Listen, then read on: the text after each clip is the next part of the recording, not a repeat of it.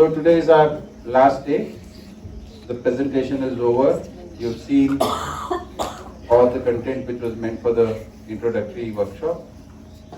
So you might have a lot of questions which you have noted down.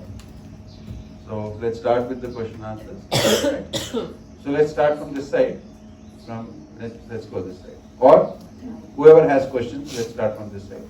Not everybody might have questions.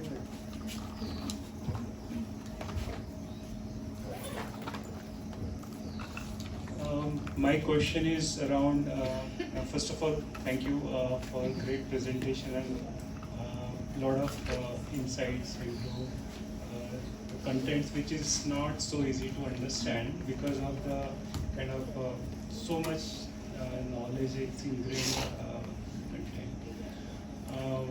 My question is around this presentation is kind of taking us to certain level and we will take some time to consume and kind of understand the meaning. And my view is that probably once we go back home, probably revisit and kind of go through it a couple of times to see how it's understood. What is next, and whether we continue with the English set of things or we merge into the contents which are actually written. Right. So, yeah, when you go back, then you will want to, so those of you who want to continue, there is some content available in English also, and all the content is available in Hindi. Some translated works are available. And it's all available on the website. The address will share, the link of the website will share here. We'll also share the link of the online library, which all the original Nagaraji's writings, his recordings, his videos, books, everything is there. Even if he's written anything on in his diary, all his diaries are there. So letters he wrote to people, all that is there. Whatever he's written is on the internet, available to everyone. So you can, but it's a big, huge thing. So I don't know how much, what to read and what not to read. How will you decide that? So there are also some things like Sriram Bhai has made some compilations of beginners and intermediate learners and things like that. So you can easily close to you can take this for that. But for rest of us, what we can do is, as I suggested earlier, we could this group is going to go on, continue, right?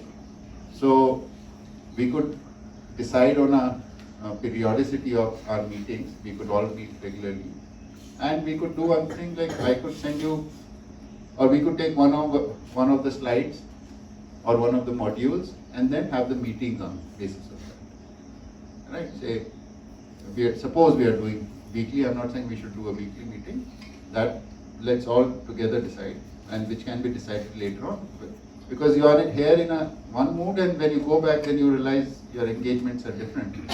So then let's decide once you're back home that what should be the frequency and what should be the duration of it. Nothing more than 1.5 hours, because online 1.5 hours is more than enough.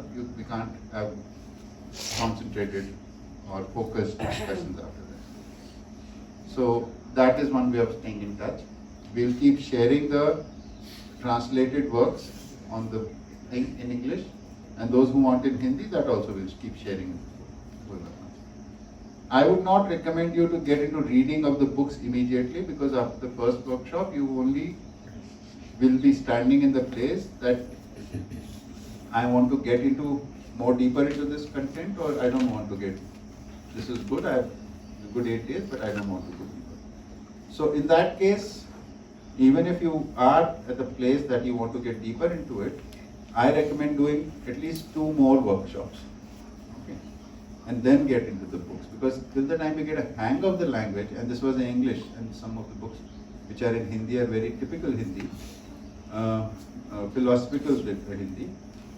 So it's not easy to read for people. Even Hindi scholars, PhDs in Hindi have said, no, we need a translation for this. Right? So that is that. But eventually, if you want to really go deep into it, you have to read the books, right? Or attend the study workshops the advanced study workshop, which happen in various places. There are two main centers where it is happening right now. One is happening in the Chhattisgarh Raipur Center, and the other is the Hapur Delhi Center, where these courses are organized. Huh? They are in Hindi. The advanced courses are all in Hindi. I'll be doing the advanced course, then I'll have to design it in English also. So I'm thinking of that, because now this is the 8th workshop I've taken here, out of which 4 have been English. There's sufficient people. If we want to continue, we could do an advanced course. Advanced course would be like we focus on Jeevan, or we focus on the humane conduct, or we focus on the harmony and coexistence. So just 7-8 days of just talking about that in detail. But for that preliminary, at least 3 workshops, because first one is you don't really register much. 2 workshops you will be able to have enough hang on the content. So that is that. So let's decide on meeting, whether weekly or once a month or whatever frequency. That will decide once we are back. So today is Saturday, right? So say next Saturday, by next Saturday let's decide in the WhatsApp group, so that we have a date also. If you want to continue, just we'll ask the question, right? We'll probably do a WhatsApp poll, it is called, no? And accordingly. Okay. Advait? Any questions? Krish? None at all. Yes. But I would like to thank you for presenting this content. Yes, that we are taking after 11 o'clock, that is when we will do the. Anjali? No question. No. This thing has to sink in first. No. I have to go through the content you send and will Okay. rethink about it. No. Then might I have a Yes, question. the questions can keep coming. I'll be there. Yeah. Okay. Most of them got answered yesterday. My Okay. major topic was relationship, Right. and I do get there's a lot of evaluation and thinking process involved. What was like really like the high point yesterday was what Drishta said about the identification process. I realized I've identified it wrong, so all the processes that I'm following are wrong. So that's So This mic can stay here and use the other mic now, because the table is shorter. Okay. One maybe technical. Mm. So that animation you have shown, Yes. and we are assuming that space is everywhere, constant, Yes. no formation or destruction. Yeah. So, but we are moving. The galaxies, stars, planets. Everything is in motion. So, what is it? Is it explained in Madhyastha Darshan, like where it moves? Like, what is the purpose of? So all movements are cyclic motions. So like moon is going around Earth, Earth is going around Sun, Yeah. Sun is going around the center of galaxy, galaxy is also going around some center of some structure, and such structures are at every level. Mm.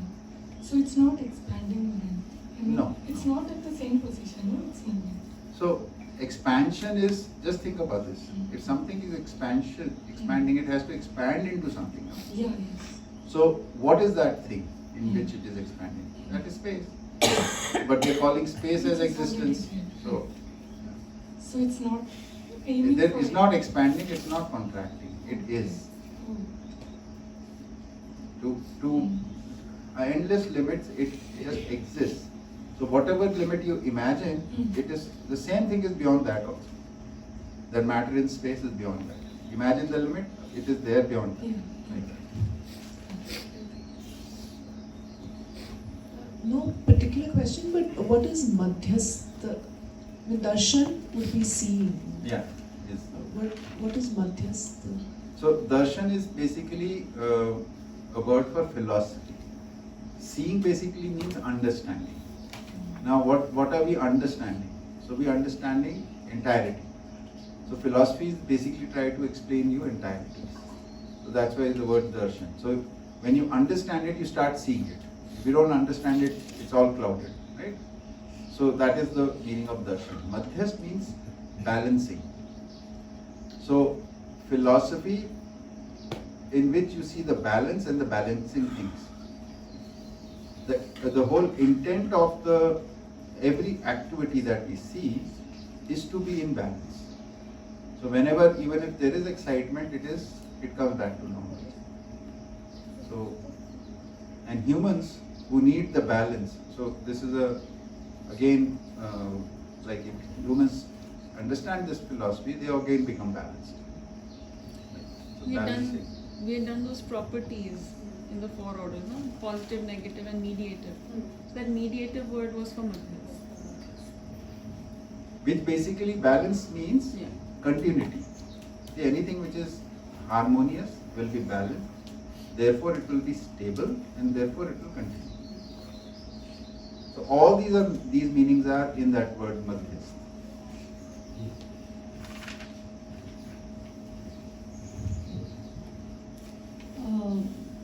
The 10 by 10 that The model social was structure. very interesting.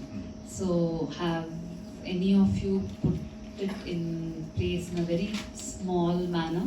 Because it starts with the 10. I know the rest is totally dependent on a larger scale, right? But we could probably start practicing it in a, like we can lay the foundation with the 10.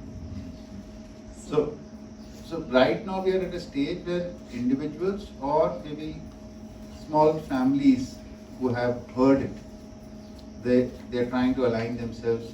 See, basically alignment is through self-regulation. Self-regulation comes with awareness. So we are still on the path of raising our awareness, most of them. We have accepted the proposal and we try to understand it. We are working on our levels of awareness. Some awareness has come, some awareness is still lacking. I face issues in a lot of places. So in that process, and this will only happen once we have some awareness about how to live with each other. I mean, certain level of is achieved. So that is yet not been achieved. So such levels are not yet there. Krishna. Also, that's a. Use the mic. Use the other mic. Samik, pair it up. In Hindi, it's called a Parivar Mulak Gram Swaraj Vyavastha. So the first level has to be a just family. So everyone's trying. So there's something before the 10. Yeah, The that first family 10 is the Family. person, and then the family, and then The person is not a level. okay. Yeah. The first structure of the first component of a family is a resolved human being, Yeah. right? Resolution. So such people form the family. So at least majority of the people in the family need to have resolution. Then only will it start on, or at least 2-3 out of the 10 should be. So that the influence of this harmony is there. So once that starts happening, so like our family is trying, but we can't say that we have arrived at that stage, right?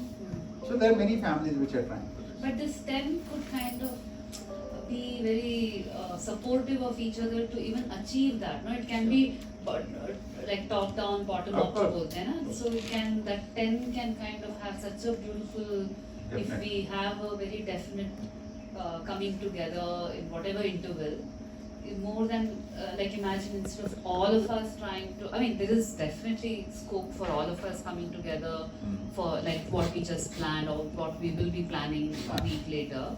But just if we have a core nucleus group of 10, somehow something tells me that it would be such a beautiful. What do you mean core nucleus? Because there is no No, core no, nucleus. core has, yeah, I know these are. Yeah, I still need update abhi bhi chal raha hai in the background, but I think. Like my family will be relevant for my family and my circle, right? Yeah. Your family and your circle will be, if each one's family and circle will be like that. We have to do it everywhere. Yeah. So there is no central structure. Correct.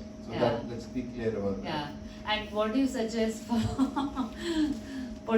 singles, who are living by themselves and like who don't have anyone, But- because somewhere something is very different in nature when you are living with. True. Yeah. So because some of us are in that situation right now. So but we already have relationships, no? correct, yeah. Even though one relationship is not there, maybe biological, or offsprings are not there, for maybe for some people Yeah. that is also the key. But there are children, no? The relationship is acceptance. And we always live somewhere in a community. Correct. So there we can identify relationship with people we are comfortable with, have long-term commitment, Yeah, for and sure. try to achieve that. Can we ask more than one question? Yes, yes, yes. Come back. Of course. The other question was the 5 lines that you were talking about, out of which Baba Nagaraj had Right, given. right. So, are there, for those 5 lines, do you have English translation for those 5 lines, and can it be shared? Krishna? Existence is coexistence. In existence, there is the progression of development and development. There is a progression of awakening and awakening. That's it. No, that's fine. That's first line is existence is coexistence. Then the second is there is progression of development. Then there is development. These are not even lines, these are phrases. There What is was the last one you said? Progression of development. progression of development, Ah. then development. That's the next. Third line. Yeah. Fourth line is progression of awakening. That awareness increases through, it's a process. And it is fully achieved, it's called awakening.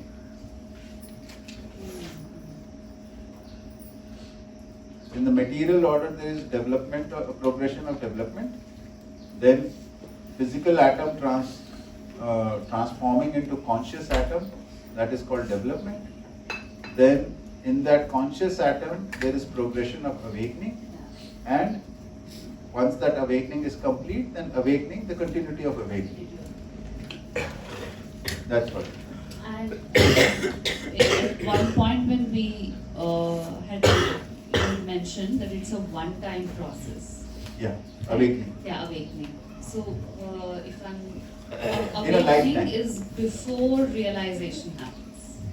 Awakening and realization are the same thing, no? Have we done Realization is when we Let's say bye to, Yeah. yeah, Dugu and Dimple. sharing also. Megha, yeah, you haven't shared last time. Yeah, Megha, you just share, no? You please don't do like this. Yeah. You also going? So, both of you?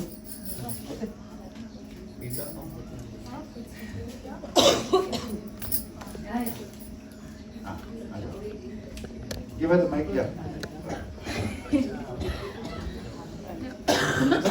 Satar, pass the mic. Ah, good.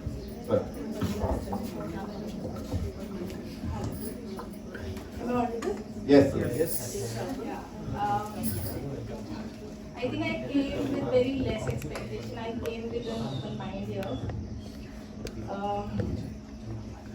I had some distinct understanding of what my partner used to say.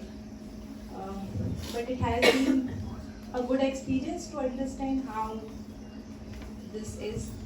I have some questions, but I mean, I'm not asking, and I don't feel like asking because maybe I feel that I'll get those answers maybe once I'll try to, bring it in my life.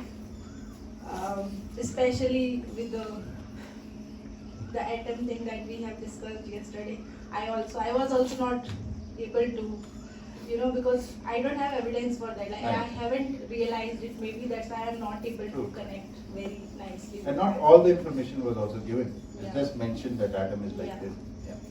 So that is something which is like, maybe I'll again go and understand. And yeah, I think it's not only the workshop we attended here. The people who were around, they made you feel how it can be. Okay. Or what could be the picture if you will try to bring it in your life. So that feeling has been really good. And I'm glad that I could have different sort of relations, and I was able to talk to everyone. That is something very nice that I'm taking from here, and I hope we all will be in touch. Yeah. So yeah, I think I'm just going with the hope that I'll try it, and then if I'll have questions, then maybe I'll explore it more. Yeah. So thanks to all of you. Yesterday I was not well, and everyone, like, at least if someone asks, how are you, that also makes you feel good. So that is something that was really beautiful amongst us. So yeah, it was a really nice experience for me, and I'm thinking that how I can take it forward, what I've learned from here. Yeah, thank you so much. Yeah, hope to see you in some or the other way, and please be in touch. We'll all Thank drop you so into your much. house. Yeah. Okay, Rishabh? Yeah. Having feedback to give. No feedback is how you felt about the whole thing, experience. Let's share together. Yeah. I mean, it's like, I think there's a pattern in this, but the first workshop that I came to, I was forced to go and by my father, and but in the end of the workshop I really enjoyed it. And this time again I was very confused whether I should go or not. Like till the last minute I was contemplating, no, not contemplating, comparing. So, but yeah, again then I feel a little hope and good, like, not happiness yet, but yeah, good. So, Okay. So one request to all of you. All of you will be traveling today or at least tomorrow, and you'll reach tomorrow, day after, whenever. So once you reach, please message in the group that you arrived safe. That's when this workshop is over. When you message that you arrived home safe. Huh? I will read from your notes. Doesn't matter. So when you reach your homes, sending a message that you arrived safely, that is when the workshop is actually over. Okay. See you. Have a good trip. Okay. Bye everyone. So when we walk home tonight, we want a message in the group, yeah?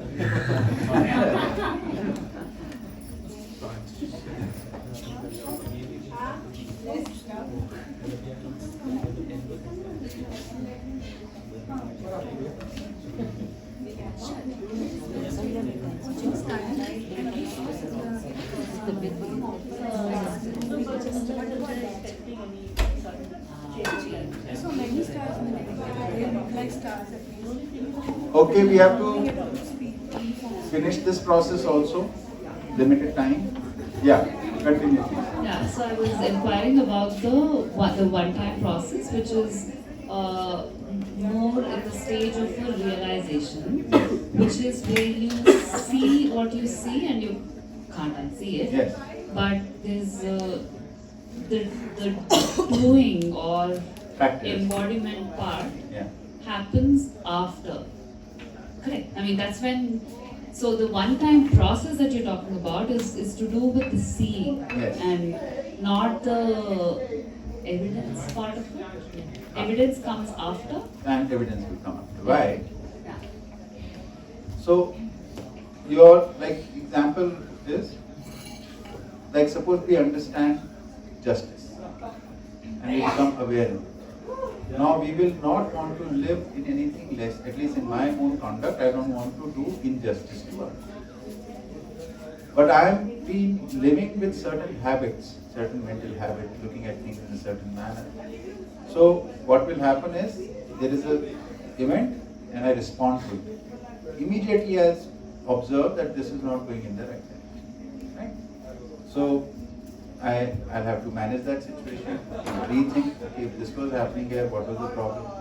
So again, another event happens. This time maybe not after what I've done that I realize, I start realizing, oh look, I'm doing this can't be justice. And then the third stage is when the event is about to happen and you know that, oh, you have a habit of doing this. So I better be alert about this. aware about it, right? So like this practice takes some time. So consistent conduct of justice will come after some practice. But because the intent is very clearly there and understanding is there, so it won't take too much time, but it does take some time. Right now what happens is we feel sometimes that I have to do this, but after some times in different situations we don't feel the same. The consistency is never there. Like what you were mentioning, we sometimes reach to it and then we come back. It is because the awareness and the understanding of the whole thing is not there. So we have a situational understanding, but when the situation changes, that goes away. That disappears. So that's why you need to the understanding of the whole context. So the main reasoning of this whole philosophy is that any set of your logical reasoning, the foundation has to be something unchanging. Then only will it be stable. So coexistence, existence as coexistence is unchanging. Yeah, it's already there. It's already there, it's always there. Yeah. No situation changes. Correct. So if you build from there, it will not change. Whereas right now all our arguments are based on a very transitory thing. So situational differences.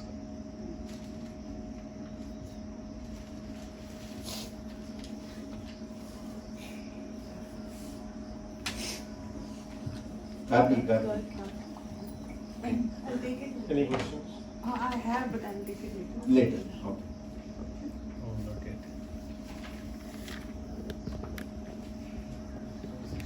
We'll have a feedback session that will be separate, right? Huh? Feedback session will be separate. Turn it on. Maybe it's So, I think right now, the only thing that comes to my mind is, there's been so much to which I still need to process and absorb. But my question at this point is that, going forward, like you talked about having, like a meeting or a discussion on a regular interval. But as a self-learning, is there a method that you could suggest, or how to go forward with all the information that we have? Just share. So, when this is one process one an individual can do is that when our normal life is going on and things are going smoothly, right? So that we want to continue. It is only in the areas where things are not smooth. Right. That is where we need some. So at those times when because every non-smooth event leads to some excited or agitated state in the mind. So once that cools down, try and think what was said in the workshop about this. What is the context in the workshop to this event? Is this a relationship thing? Is it a social interaction thing? Is it the institutional thing? Is it got to do with human nature relationships? Right? So try to place where does this come in the content of this workshop. And then because you heard that out, you will have the recordings available with you. You can listen to it again and trying to see if you get any answers to that. So that is one process. I think that definitely makes a lot of sense. But apart from this, is there also like a daily, not a ritual, but like go through some slides or just go through some or just look at some every day just one page that you look at. Yes, there something is. like that also works. Yeah. So that what you can do is like any person you meet, new person, old person, the first time you see them, look at their contributions in the society. That's a daily practice which you can do anytime. Whenever you're meeting a person, whether you have known that person or non-known. Try and understand their contributions to their families, their community, society, humankind. So you will find some contribution in it, right? And then you will have gratitude for it.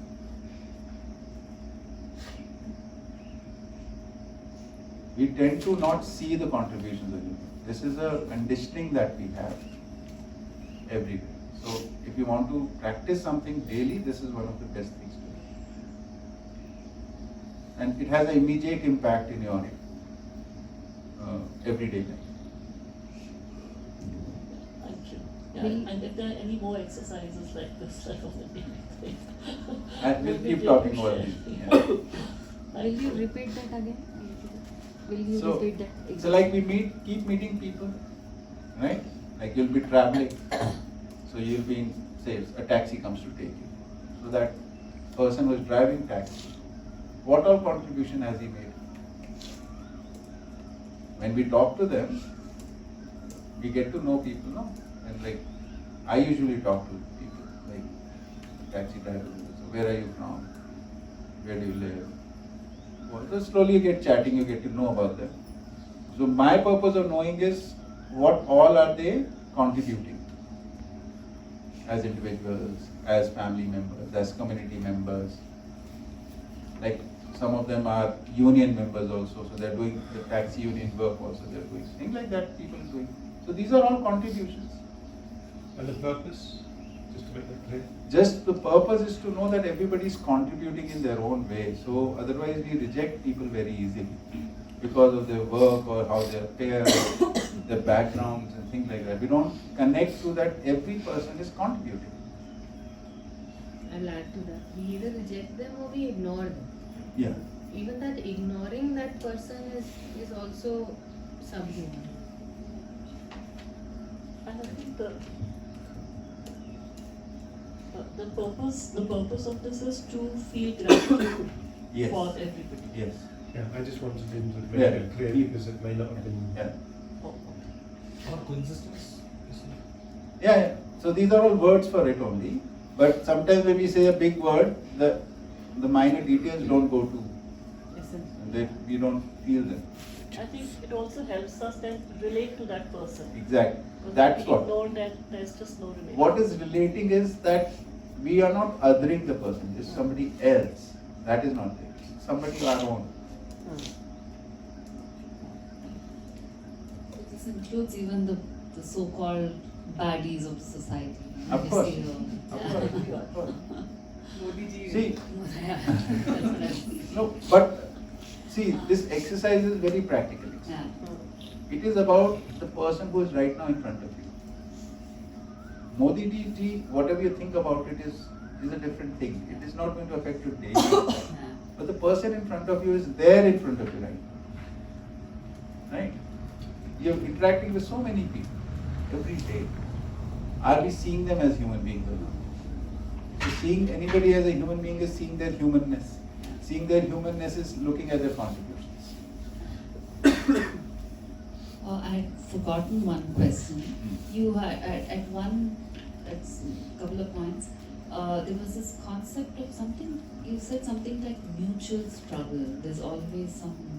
That was So, what is the. That is the principle. Yeah. Universal principle defined in materialistic theory. Ah, okay. In philosophy, they say at the fundamental level there is mutual struggle. Like that whole thing about the earth is trying to run away and sun is trying to pull it. So there is a struggle, and in this struggle, when the opposing forces balance, then they cancel out each other, then the balance occurs. So the causality of balance is that opposing forces are cancelling out each other. And what's the proposal here? I mean, That everything is self-regulated. That is why things are in balance. So we are not looking at it as struggle. We are looking at the same thing as the nature. There is two different things. Yeah. There are 2 points of difference in this. In that, each unit wants to be independent and keep doing its own thing. Right? And they get trapped in certain settings because of the influence, outside influence. Like on Earth, sun's gravity is an outside influence. In atom, the electrons are trapped by the nucleus forces. Therefore, it is trapped in an orbit. That's an outside influence. But the internal inherent tendency is to stay independent. That's where the whole law of entropy comes in. Here we are saying that each and every particle in this universe has the tendency to coexist. So they're not running away. They're not running away from it. They're seeking out partnerships. Yeah. Hence they're in that orbit and they're together because of. Yeah. And whatever level of harmony can be achieved in this set of units, that will be a right. That's why I said fundamental. Yeah. It's a very minute thing itself. We've gone in a different path, and hence it's like, yeah, somewhere I kind of understood it, but some. Rangu?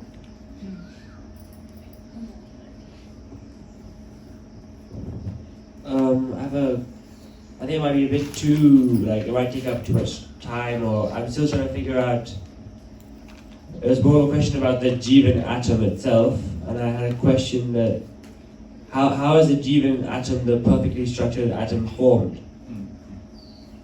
So, all the structures which are there, they are harmonies. Okay. First of all, hydrogen is a harmony of two particles. Carbon is a harmony of 18 particles. Oxygen is a harmony of 24 particles. Like that. So these are all harmonies. So in this, there is a harmony of 61 particles that we are calling Jeevan atom. So it is a arrangement or a pattern in nature when particles arrange themselves like that. These are the properties they exhibit. Because, for instance, the amount of humans in the world keeps going up as of now. Right. So then that means that more Jeevan atoms are going to have to be created to align themselves with the body of the new. Yeah. In that statement, there is an assumption that every time a human being is born, the new Jeevan atom is being also formed. But there could also be a scenario that all the Jeevan atoms needed, like all the water needed for planet Earth, formed at one time in the process of development. So all the Jeevan atoms which are needed for planet Earth formed at one time. Some are running bodies and some are not running bodies. Given. So some are running animal bodies, some are running human bodies, and some are not running any body. Some who can run animal bodies are not running animal bodies. Some who can run human bodies have arrived at that level of awareness, but are still not running because that is a dynamic of circumstances. How many can run? That population growth is a sequential thing in the material world. Like Jim? So I actually had a similar question, so thanks for that. Yes, so you're stating that in the Jeevan Vidya framework, they were all formed at one time, they're not still being formed today? For every planet, they form at some stage of development. And was there any, I mean, I imagine someone would have asked, right, so how many are there? So, it's, we did a calculation once, and looking at 61 particles, we took its atomic mass into consideration. Then we made a lot of assumptions. Like for every human body, there is one Jeevan running a human body, there could be say 100 which are not running the human body. So for every Jeevan running an animal body, say there are 1,000 which are not running. When we take even this scale and then we calculate it, and we use the mole as the basis of doing the calculation. Those of you know Avogadro's number, mole is that. So it comes out to be something like less than a gram of matter converted into conscious matter. But in terms of a number? Number would be 10 raised to power 20 or no, not that much. It was 10 raised to power 15 or I'd have to look at the calculation. Okay. I mean, I have quite a few questions in this area, and I'm not sure that's really, I think they're kind of for. But this was a conjecture. This was a lot of assumptions are there and things like that. But I have a lot of other Yeah, Jeevan-based questions, but I don't know if this is the time for that. Did we cover those issues here in this workshop? I mean, some of them. If they are, then we should talk about it. We can talk I mean, we touched on, so. But actually, I'm going to start with something simpler. I have a few questions. I hope this is okay. Actually, a very straightforward one is, when I did this little skit with the microphone, I mean, I was being serious also. It's like, what can we do? It's like we understand something, we all realize what the microphone is for, but somehow we still don't have the awareness to use it correctly. Okay. So, and I see that in so many fields of life, that we know what is the right thing to do, but we don't do it. And I'm just wondering, I can see that if we all kind of agree together, we can kind of help each other also. We can just help remind each other, and if we're doing it nicely, we won't have any conflict over that. We can just gently together, we can become more skillful at doing. So I guess at some level I've kind of answered my question. So it's wondering, what can we do to kind of help each other to live more skillfully together, basically. But it seems like we have to somewhat agree. We have to all agree that we're kind of in the same boat, and we would like each other to help us, obviously in as nice a way as possible. So yeah, actually that's kind of an answer. So there is one principle which comes out, which is that every need germinates from our social responsibilities. The Jeevan recognizes need because it needs to interact socially. So whatever I think I have to do socially, which in my imagination, this is what I have to do. The sutra is samajikta se avashakta, avashakta se ichha, ichha se karya. So basically, whatever I have to do for interactions, what I acknowledge that I have to do this. Maybe I have to procure food, I have to procure material goods, maybe I have to have good relationships, I have to create an institution. Whatever I feel I have to do, this is the basis for, at the level of desire, that you start feeling the need for something. So when you say as a group, so to live in a group, we need to be considerate. This will lead to the rise of the need to be considerate. So yes, it is very helpful when we are together. As an individual, the need never arises. And we just think of ourselves, what do I need? And we put, what do I need? The needs are very less. But when we see, what do we need? So the simplest unit for we is the family, then is the community.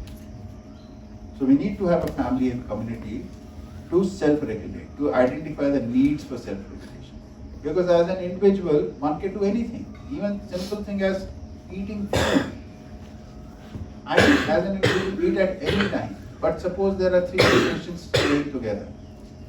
So now the food has to be at definite timings. It has to be prepared through definite processes. There has to be coordination. So this leads to the need, and therefore we address it.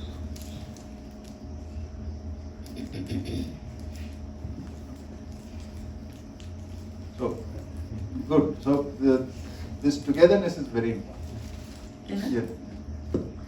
Just small point only that I think the individual doesn't just have very few needs. Our needs are not very defined. It gets pretty random, as you were saying. If we're just thinking about our needs as an individual, the house, in fact, rather more than the what's. Even if we figure out the what's, the house can become very, very random. It's only when we think in collectives that we feel the need for organization and certainty and definiteness and harmony. Because to harmonize with others, we need to match everyone else's requirements.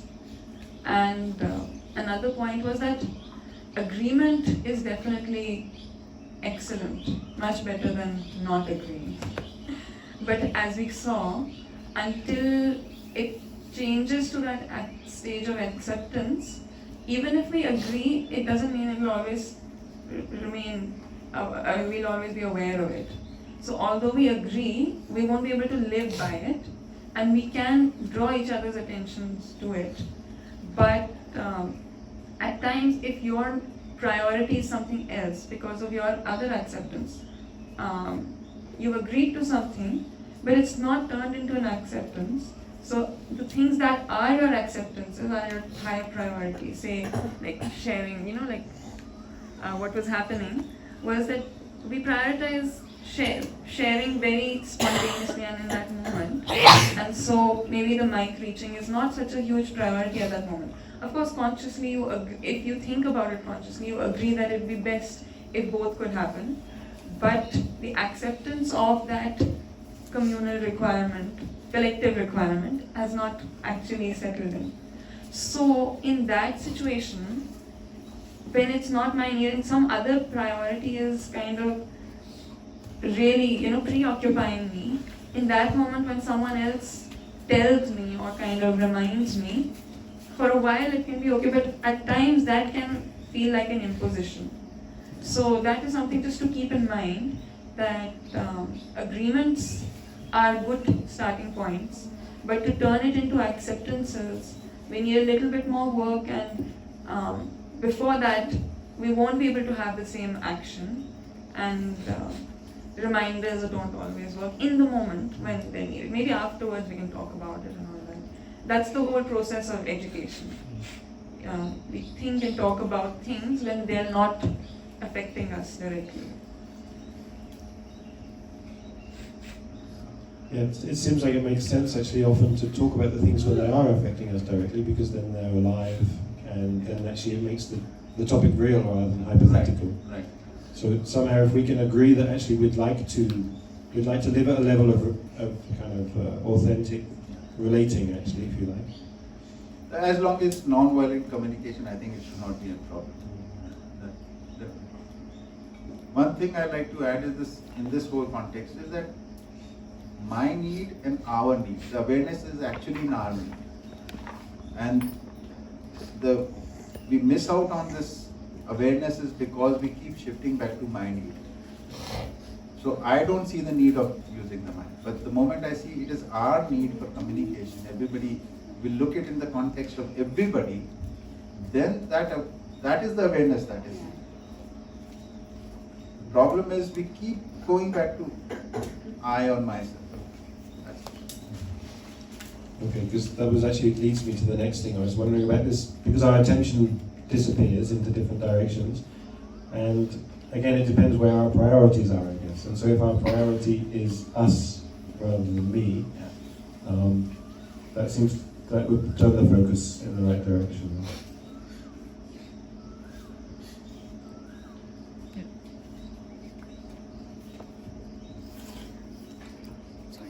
Just about that one point, that if our priority is us rather than me, I would just rephrase that a little bit as long as I can see that need gets taken care of in the us. Because often in contemporary discourse, it is us versus me, which is not how it is. Then it can never even be sustainable. Then comes the balancing act. So yeah, we have to find those points of reconciliation. How I am am included in the us. Yeah. That is a very big awareness is needed. I mean, that's a really key point, actually, which is like a philosophical point that isn't widely understood at all, actually.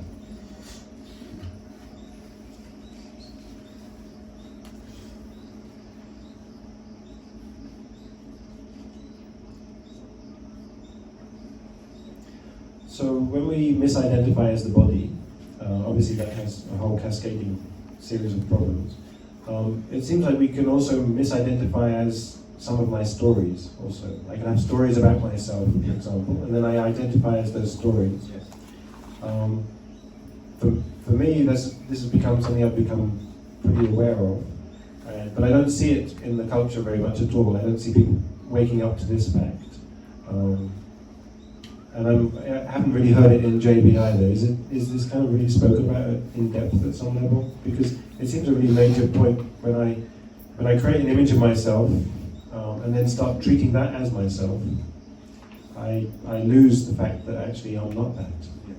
And then that creates all manner of complications. So basically, this, correct me if I've understood correctly, it is that we have a concept of self-image.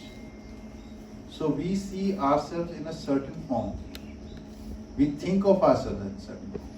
But actually what we are living is different from that. So what others see of us is a different thing. And let's call that this is our manifested form and this is our conceptualized form. So there is a difference. What I would like to be. And No, what not I like, am. what I think I am. Okay. So What it's I not think I am. aspirational. No. Who you think you, okay, got it. Yeah. So you think I'm projecting this, I'm manifesting this, but this is not what is being manifested. What is, so my awareness to that is hampered by me always referring to this image. So like I'm a good person, or I have good relationships, I treat such people properly, I do this.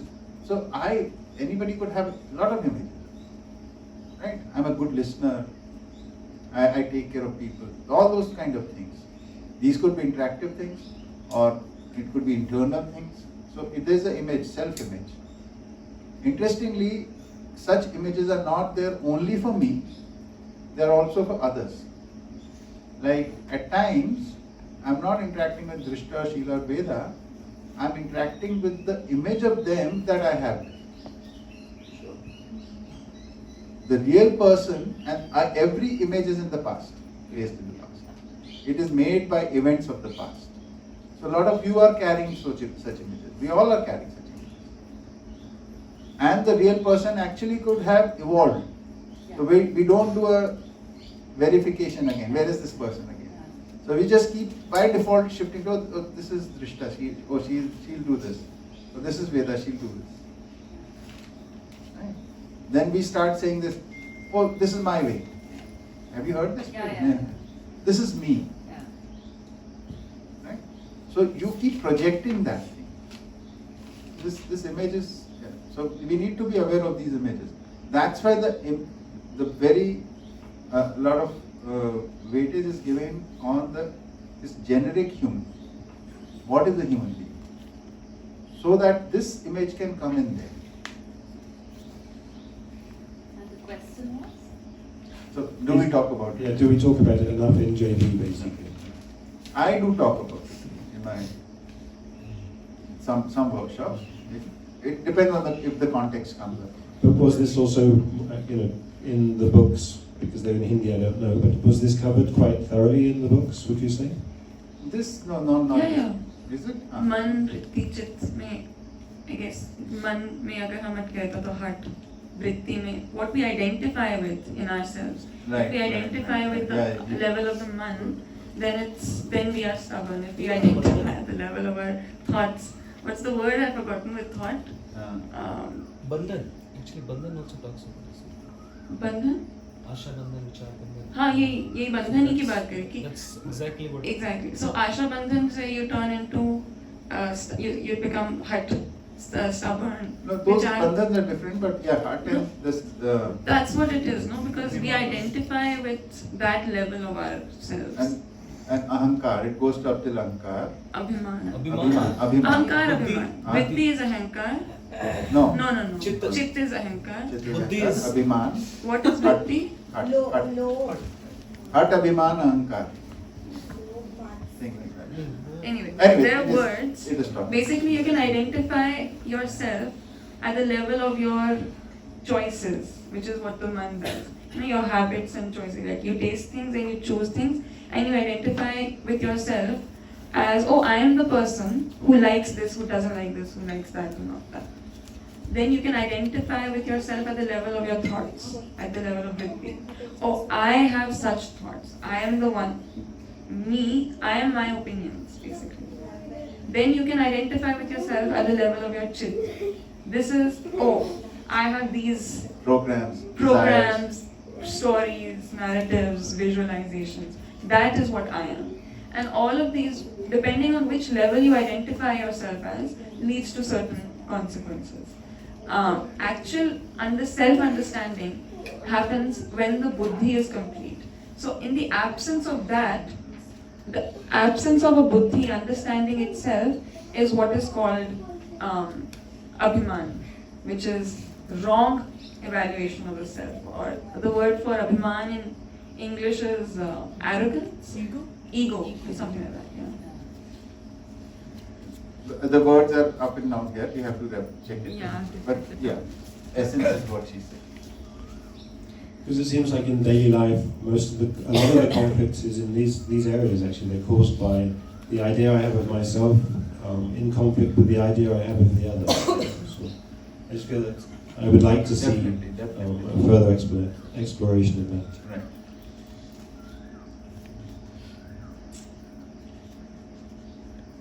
Okay, so just a totally different question. Does the mass of the Earth ever change? Mass of the Earth?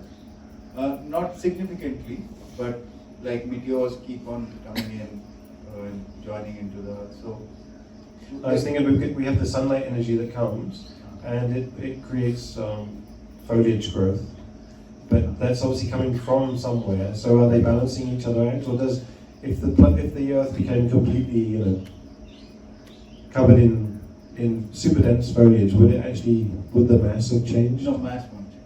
It's just the matter which is there will transform from mineral state to ballistic state. I had a very impoverished education.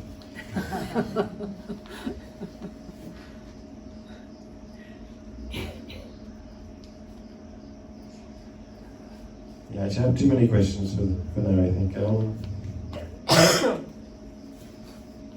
Somebody can take it after. Yeah, I was thinking we'll talk in the afternoon maybe, yeah.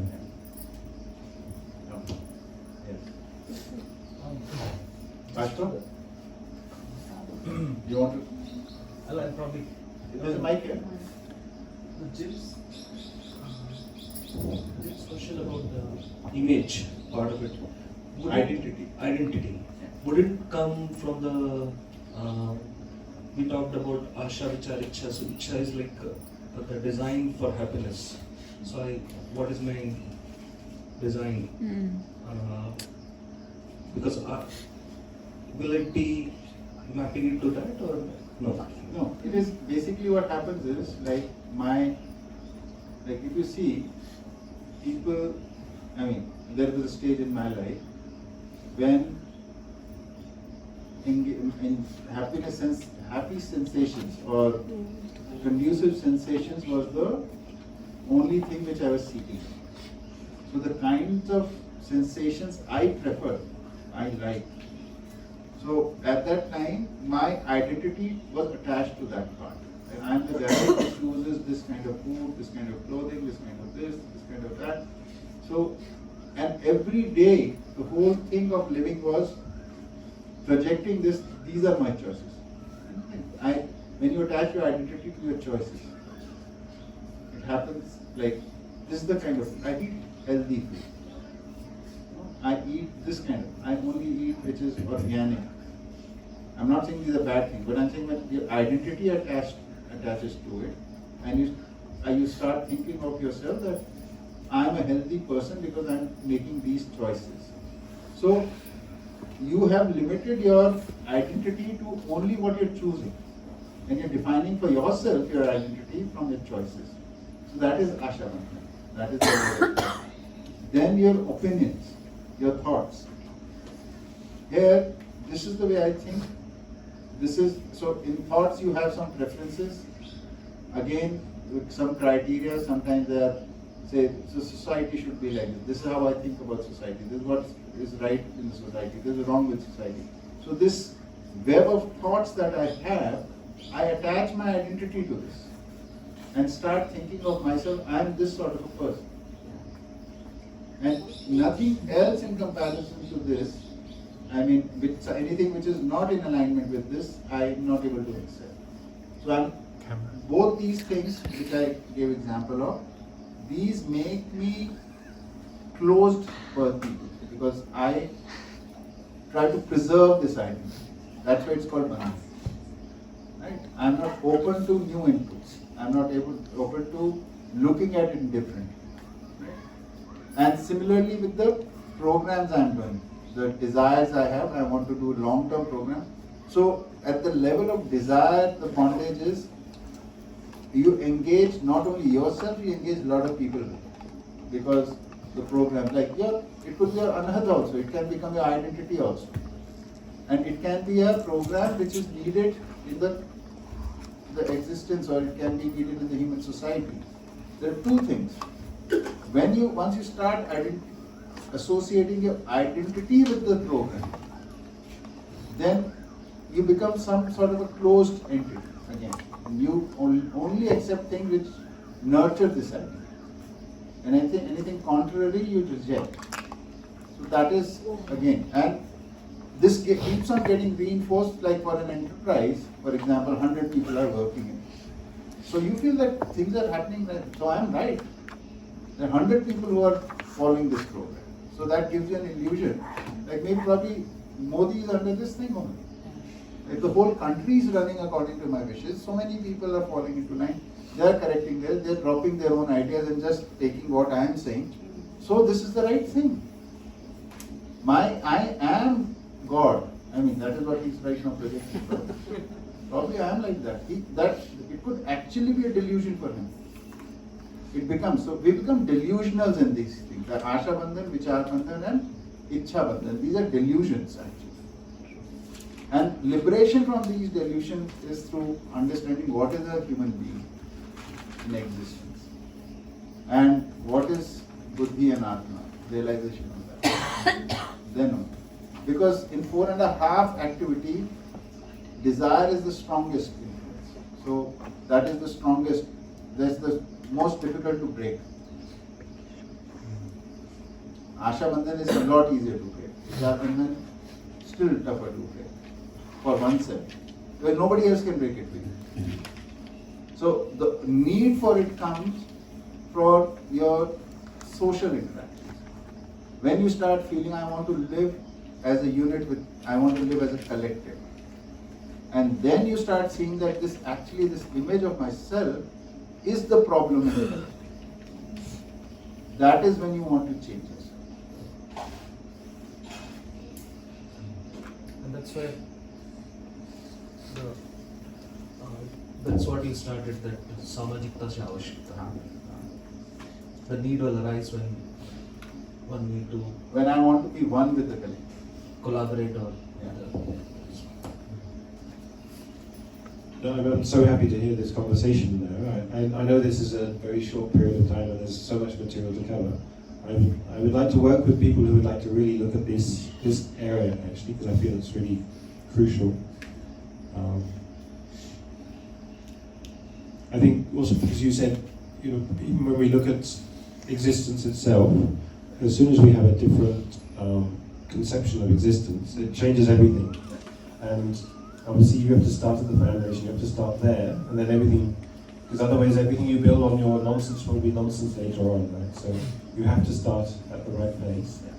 And that seems so obviously crucial. But the same with the self, with the, what am I?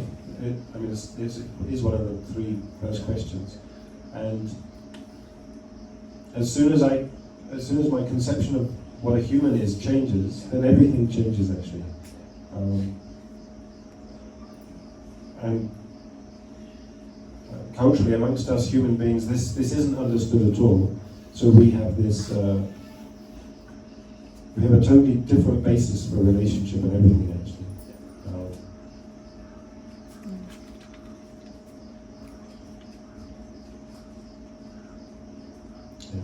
Sorry, I'm not turning these into questions.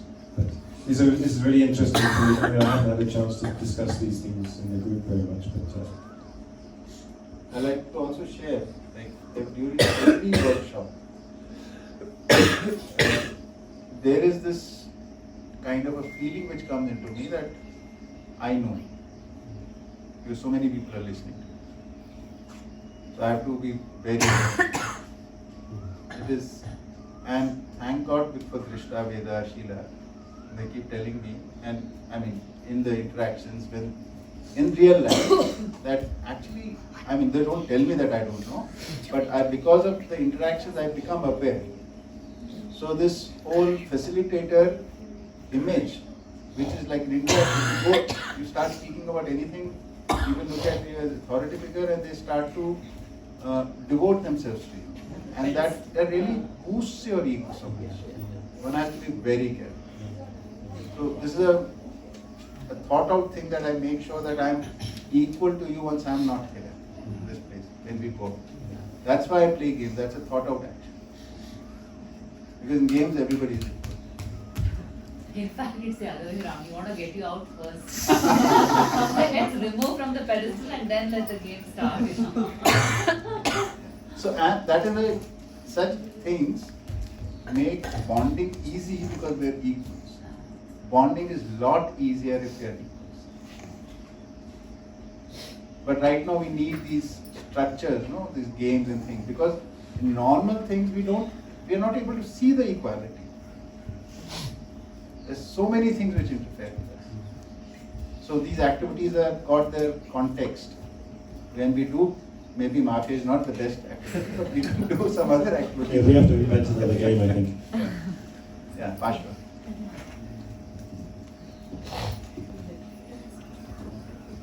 I don't know if it's a question or just a kind of thought, but this thing about like the universal goal and the universal understanding of universality, I think that's kind of striking me more and more, and I somehow feel like actually everything that I do with a group of people, I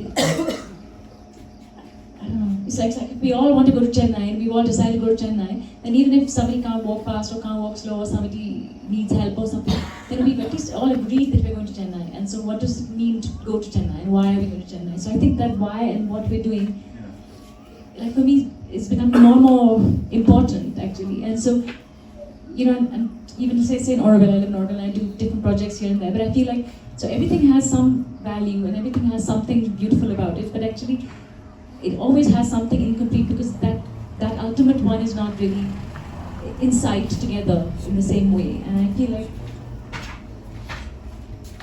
I'm like even talking about the identities, I feel like in some ways each person's personal identity and preference and stuff isn't such a problem if we all have the same goal, because then we can always like recognize ourselves according to that and balance ourselves and help each other balance. But if we haven't recognized that, then it's always like, what's my preference over yours? But if we haven't recognized that actually the preference isn't both our main goals actually, and what we want is something else which will fulfill us, then we can all work together. And so I'm kind of finding a very strong urge to work with people who at least see that main goal, and then whatever we do, I feel will be much easier or something. And of course, I also noticed that even people who don't know this goal and haven't thought about these things, my demeanor with them is still felt in the same way because of the universality of what we need and what we expect and what we want.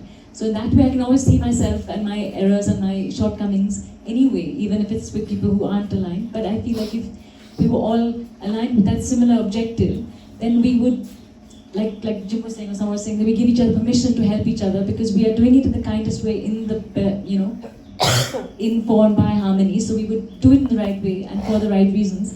And so maybe we could be much more creative or something. So that kind of feels that would be that's where I'm finding my urge to work. One comment I'd like to add to this is, in my experience of last 30 years associated with Jeevan Vidya and everything, and it is one thing to talk and think about these things, but it's an entirely different thing to live it. Living it with your family is one thing, and living it with others is another thing. Because the conditioning is so hard-coded right now. We are not able to, we're not even aware of what comes in, where it was hidden, when those things start happening. So it requires a lot of, I would say patience and a lot of kindness amongst people who want to try to work together. Because as a thought, as a shared idea, it will always be there. But as a lived reality, things will be different. So That's some hard work, but it is worth trying. Definitely, it's worth it. It won't be a easy ride. Kanganji? Any questions? No?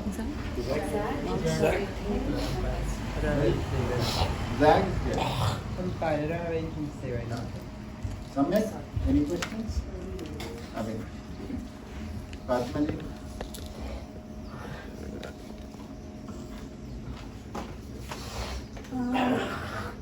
This is a little bit, I don't know, technical question, kind of skill-based question, I would say. So how do people research on darshans? Because like in science, what we do is we have a hypothesis of our own, depending on the reading we have done or the subject we are into, and then we just test those hypotheses with some experiments and all. But here we know whatever the darshan is saying is the reality. If say, it's not a hypothesis obviously, it's a proposal. It's a proposal. But then like we have to check the meaning of the words, that is the research, or the reality of the word. That is the research. You know the answer. Reality of the words. So because once I remember we were talking about in Manavayavad Darshan only, we were talking about this Yatitva, Satitva, some words were there. And Ajay Bhaiya was mentioning that we were also researching on what it exactly means to be. So, yeah. Nirikshan prediction. Respond? Huh? Take the mic. Respond. No. Keep use the. So we can study whatever information is provided to us as a proposal in three ways. Because for us right now it is a hypothesis. We need to understand it, and to understand it we need to study it. And to study it we can do it in three ways. In Hindi they're called Nirikshan, Parikshan, Sarvekshan. So basically Nirikshan means to understand the why and the what is being said. You know, just study it, what is being said about it. The sound is coming. Study. No. Hello. Ah, it's coming. I think. Oh. Yeah. So. Wait. Fatima, give this to Fatima. Hello. You take this. Fatima, you take this. Hello. So, Nirikshan or studying.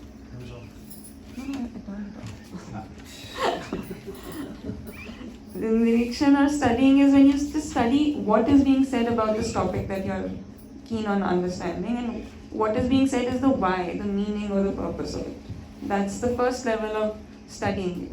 Then the second level is, okay, I have understood what they're trying, not understood in that sense, but I got a grasp on what is the proposal is, on why this is relevant and what all is being said about it.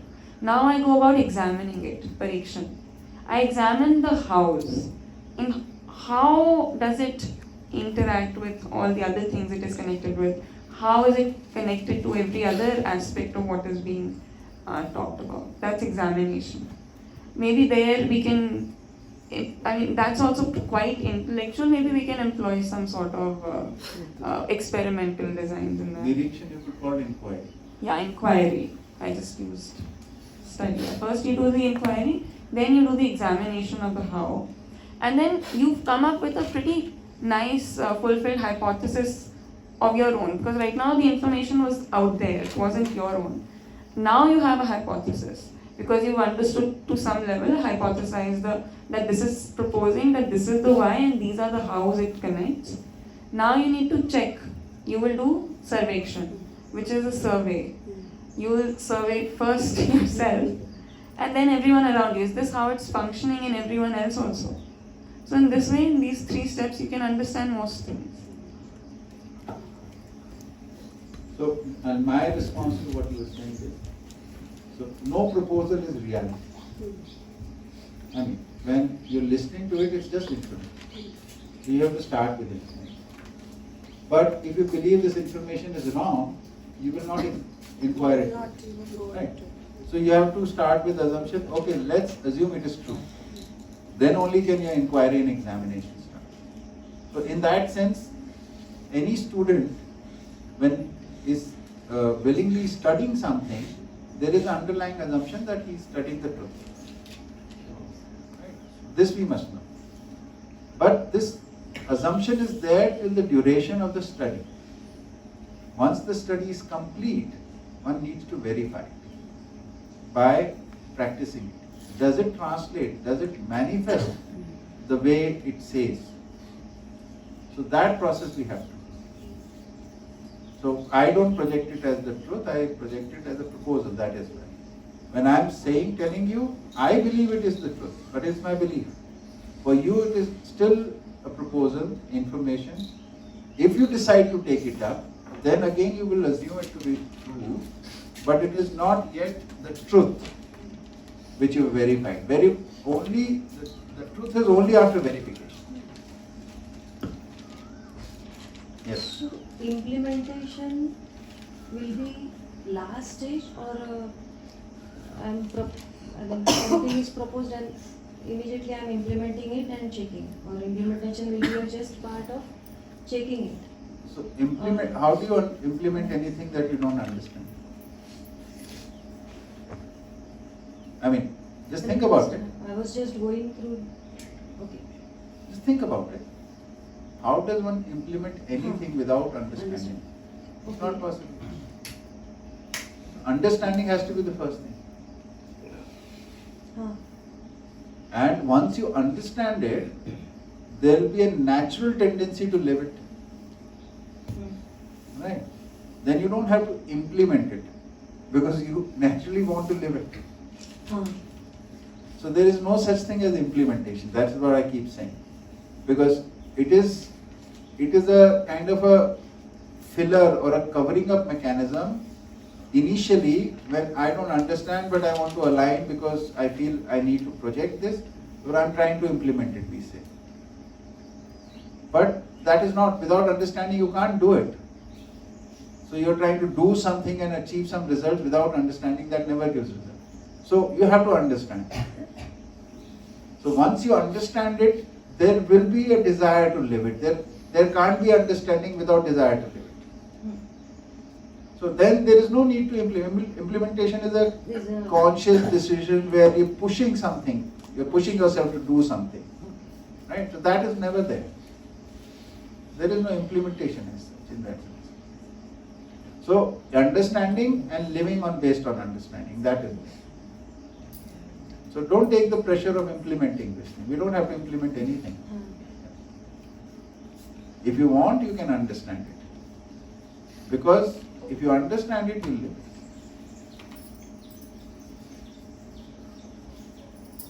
Shabir bhai? No? Sandeep bhai? There was a question in relation to what we just said. Okay, yeah, sure.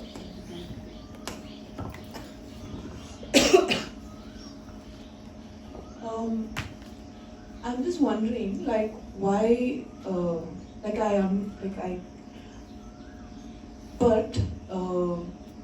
why, since it's a proposal, within that proposal, why are we not acknowledging that experimenting with it is also valid, which might not come from like fully understanding. Which is what also I was like going back to, where we know, like you think of like you touch it and then sometimes it slips, but I'm saying in the proposal, why don't we acknowledge that? So experimentation is basically trying out something, right? That's what you mean by experiment. So you do experiment with things, but what we're talking about in the end is what is consistently happening. So that is the parameter for saying something is happening. So yes, before understanding also we try out some things. But just merely trying out and not evaluating it properly will not lead to any growth. Okay. So the whole intent is that we need to see that this concept which is there, first have we understood it or not? That is the starting point. So even if whether you're listening or you're trying out something, in the end the first check is, have I understood it or not? Then comes the second check. If I have understood it, the second check is it translating into living? This is the process which we are saying. Before this, whatever we do doesn't result in any consistent quality.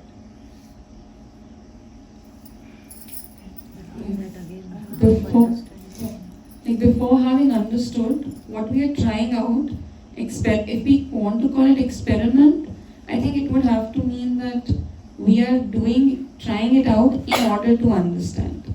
Like that whole process of examination, of course, might involve some trying out, and we see, oh, does it apply here like this? How does it function? That's to aid our understanding. So that is one type of trying out, which is different from the kind of trying out you'll do after you've understood. Now you're trying to live it. So these are two different types of trying out.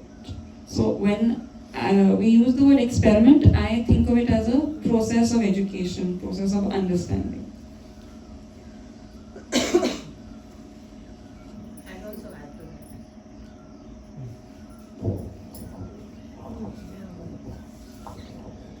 Even if we try to implement without understanding, and like we were suggesting that whenever we meet somebody, think of their contribution. It's all part of the process of understanding, right? But to even be able to evaluate what was the result of that trying out, we still need to have the tools for evaluation. Do we have the real tools for evaluation? What are we evaluating as good or wrong or right? So that is also part of the understanding part. I mean, you have to have that complete information. So living will continue, of course, and we will try out some things, but we have to acquire all the tools first. Otherwise, the whole feedback, the loop doesn't close. The doing, evaluating, confirming, and then doing again. That won't get closed because you won't have the proper tools. And just let me add one last line to this. What you're saying, we have been through all these stages.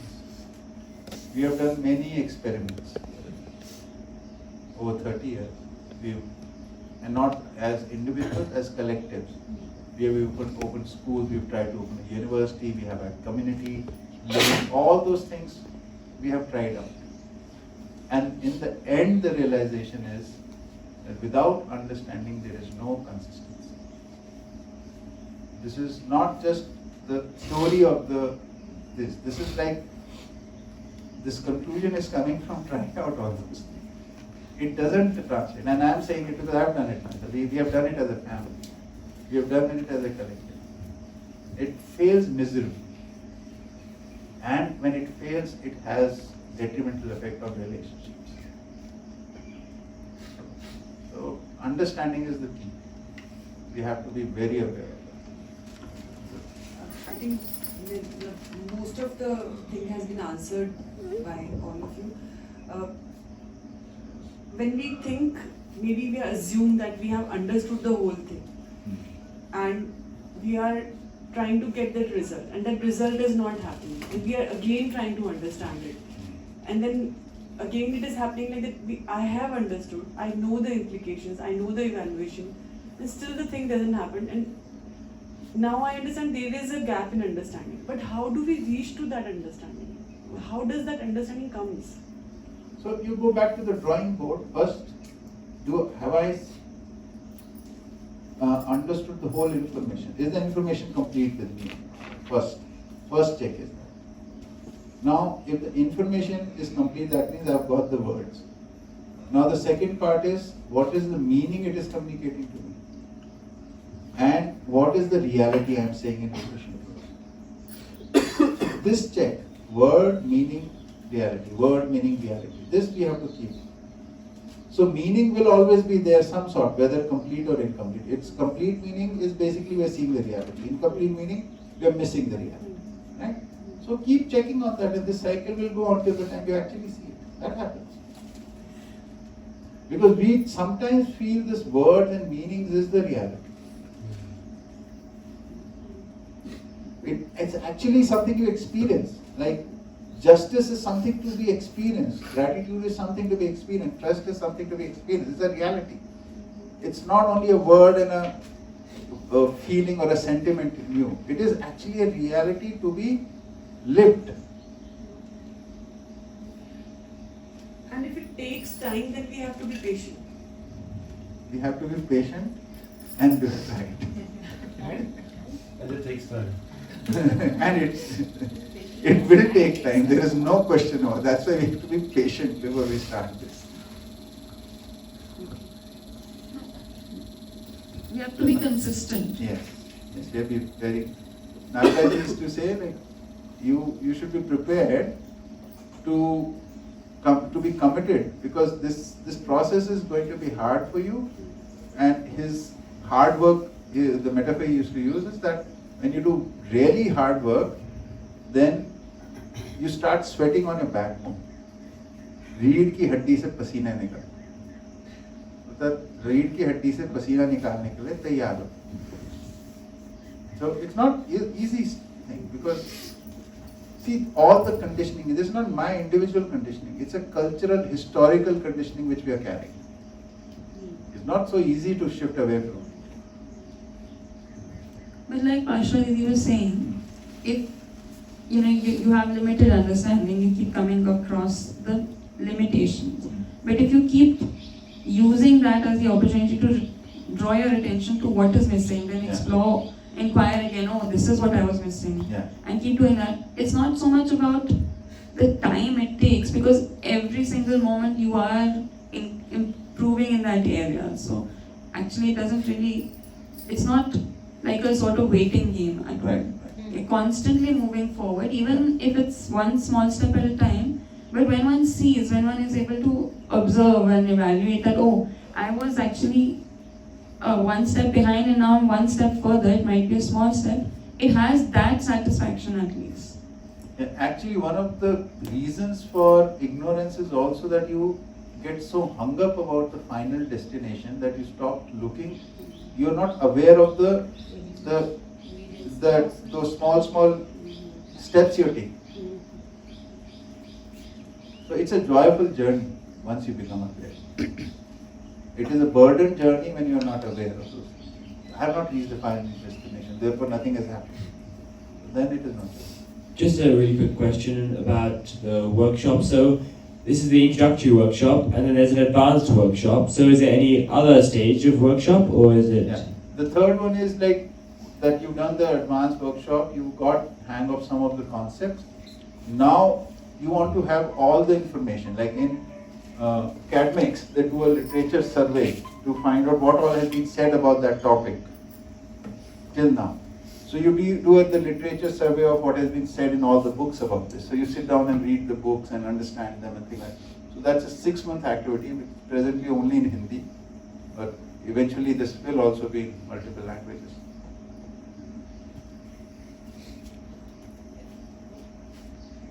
When he said the second workshop, he meant the 6-month one. Is there something else? No, he's saying there are 3 levels that I mentioned. There is an advanced workshop. So is there any other version of workshop? So I'm saying yes, there is the Adhin workshop, which is 6 months. The bell is gone, but let's quickly. Mine is a little bit long question.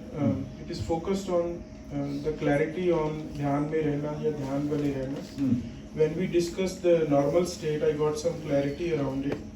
That and versus agitated states. When the state of optimal observation or awareness is the normal state, and its next level is keeping always the purpose or the thread or the theme in line. This is the part where I have need for more clarity, and also around.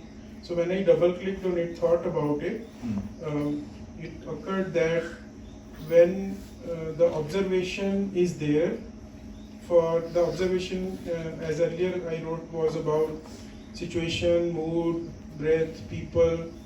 Is it also acceptance covered in that list? That we have observation of acceptance also, and then observation in normal state of acceptance is can we, or do we also have control over those acceptances? What is the list you have? The same acceptance, one is the more clarity on ध्यान में पहले रहना। हाँ, so observation list, what is the observation? Observation में I had written that normal state, the observation of my own state, emotional state, the situation, other person's state, things like that, or maybe observation of breath, observation of physical realities. This is all gross level to subtle level. So observation of breath or other physical traits is not part of what we are talking about here. Okay. Right? So we're talking about being aware of your thoughts and your sentiments. So that is one observation. Now what happens is we want to be aware of the other person's thoughts and sentiments also. But we don't have direct access to it. We don't know what the other person is thinking. So we need to have long-term observation of their conduct. So when we have the long-term observation of the conduct, then we start reducing that, this is what they might be. So first thing we will reduce is, this is the choice, so by the action that other person has said, done. So I am with you, I am doing some action. So you can see I made certain choices. So when I may have the choice I made, that is quite evident. But what were the other options available to me out of which I made this choice? So trying to get to that. So what is this person chosen from? So this is at the level of the choice. Why did this person make this choice out of these options? That is trying to get to the thinking process. Okay. Why is this person thinking like this? What is the overall picture that this person has, because of which this person is thinking? So getting access to that. So till that, and this requires observation over a long time, slowly, like I talk to you regularly, I and you with me, we get a picture of this is how Sandeep Bhai thinks, you get this how Ashok Bhai thinks. This is the way this is his important things in his life, this is what he is committed to, and this is what he totally doesn't want to do. Similarly, I have about you, I have some. So when we have the excess of this, then we are able to understand. But this needs to be kept on updated. Because there are some patterns which are not there regularly, which come up in certain situations, which change this regular patterns. So we are always doing this estimation work. So this is part of the observation. So this is what dhyan dene ki cheez, right? Within ourselves and in the others. So this is, I think, still the first level, and I was hoping to get more clarity on the next level, which is the purpose one. Like during my day-to-day life, as I am moving around, so when we say that I have human goal in my mind or human purpose or what's my purpose, does it mean that I keep thinking about it, or it stays in my thought, or because I am driven by that knowingly or unknowingly, consciously or unconsciously. Like for example, the actions that I perform are driven by my underlying purpose. Maybe I am not aware of it, maybe so. So human purpose is not there by default. It is not there unknowingly. It will only come with very lot of deliberation and lot of conviction. Then only will it be. It needs to be established in our psyche. When you say it will come, what does it mean it will come? It means it will become our primary motivation. It will become the highest priority in our life. That won't happen automatically. It won't happen unconsciously. It won't be there if you keep remembering this line. Lines, the words are just information. Even if you're thinking about this, the human goal is continuity of humankind. Just thinking this will not have any impact. Right. So because this is word. The words have some meaning. Meaning is the reality.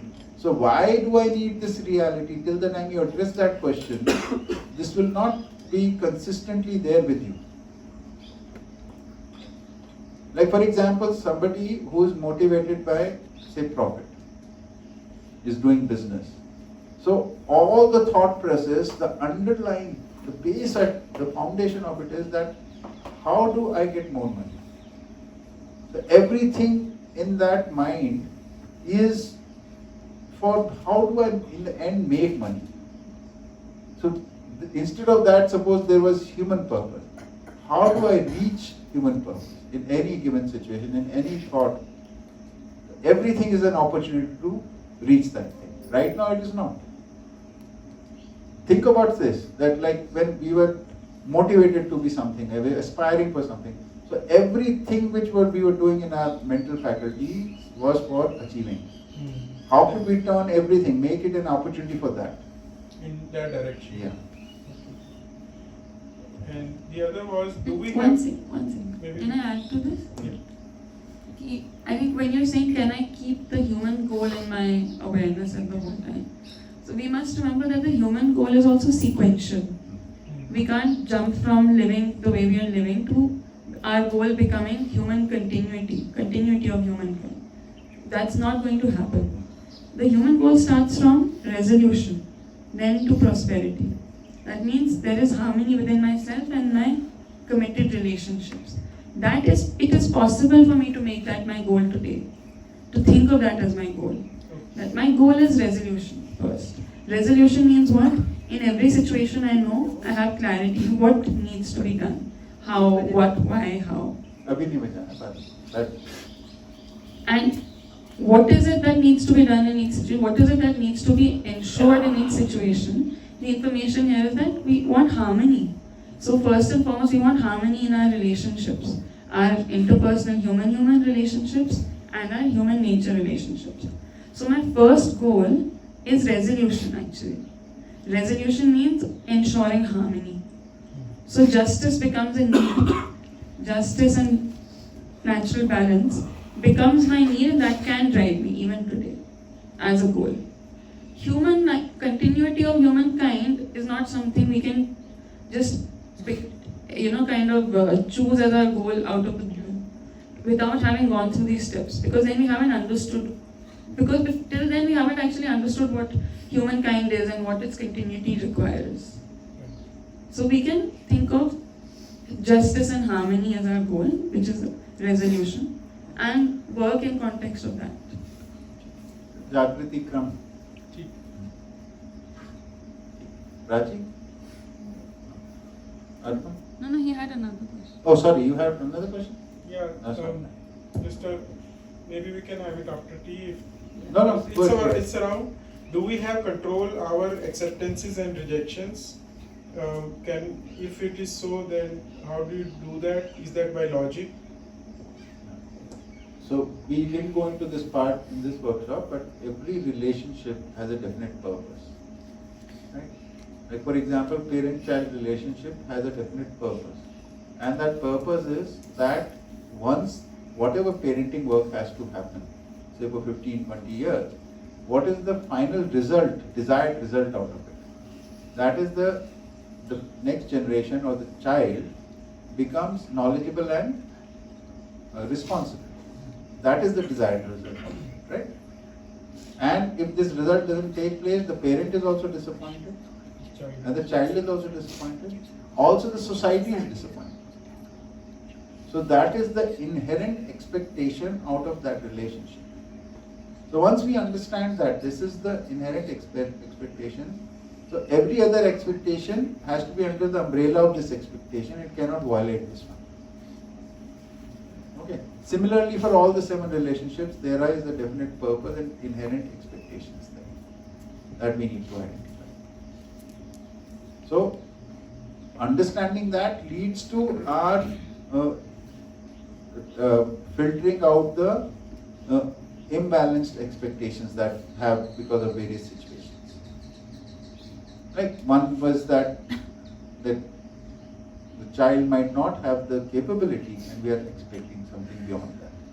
So understanding children's or the fellow human beings' abilities as well as their receptivity. These two things. Sometimes we feel I've said this to this child. Why he or she doesn't understand? So what I'm getting is by understanding, only after understanding we have control over our acceptances or rejections. you were talking about acceptances. Right. I went on to expectation. Yeah, no, it was about acceptance. Sorry. So, acceptance word came up few times, even in the context of relationships. When the values were being discussed, values are associated sentiments, they are special types. And you mentioned that at the basic level it is acceptance, yeah? And then also it was with understanding. So I was just, when I was thinking about this dhyan mein rehna ya bane rehna, or even that it's really boils down to acceptance of the situation, or lack of harmony is really. And then I was just wondering, do we have control over it?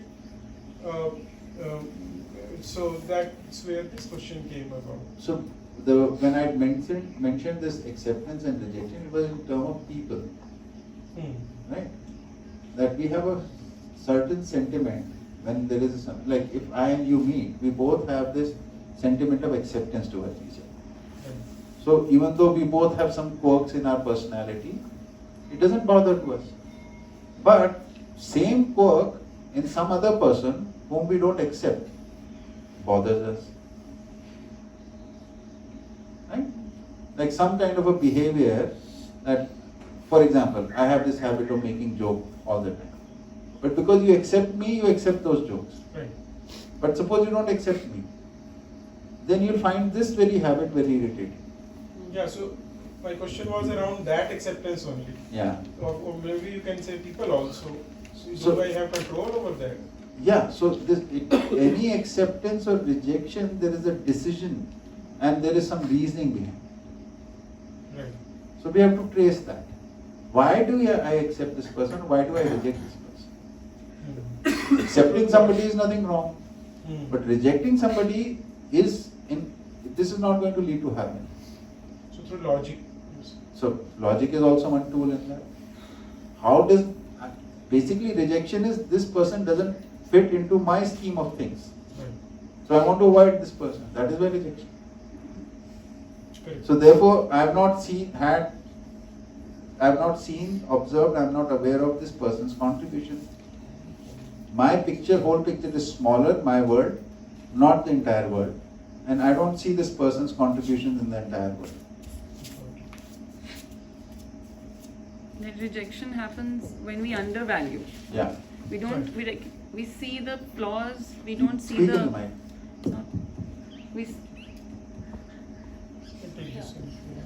Use the other mic. We see the things that are bothering us and we exclude everything that is positive or complete, or not complete, positive or in the direction of completeness in them. So if we feel ourselves rejecting someone, we can draw our attention to, okay, what about them is actually valuable, what about them is good, and what, so that gratitude contribution exercise is very useful for that. I learned this from Jim. But I think you just tested your own mind. Didn't learn mine. Yeah, this is not working. This is also not working. Oh God. Did you turn off? Yeah. Oh, now and I'm talking about awareness. Hello. It is working. The cable is the problem. So this, Yeah. Yeah. Yeah. Give her the mic.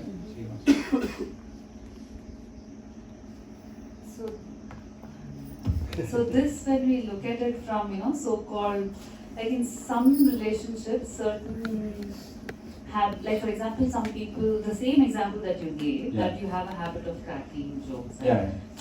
And I'm just taking a particular example from my life. With one particular person that I need to, deal with, has a coping mechanism of turning everything into a, like everything is a very excited state of, and they expect some sort of participation also. Ye nahi ki, like, bol ke has diya and, we carry on. They're like, I can see it in their eyes that they're waiting for me to, and I'm not someone who can you feel it? I'm already talking about it, I'm feeling so tired.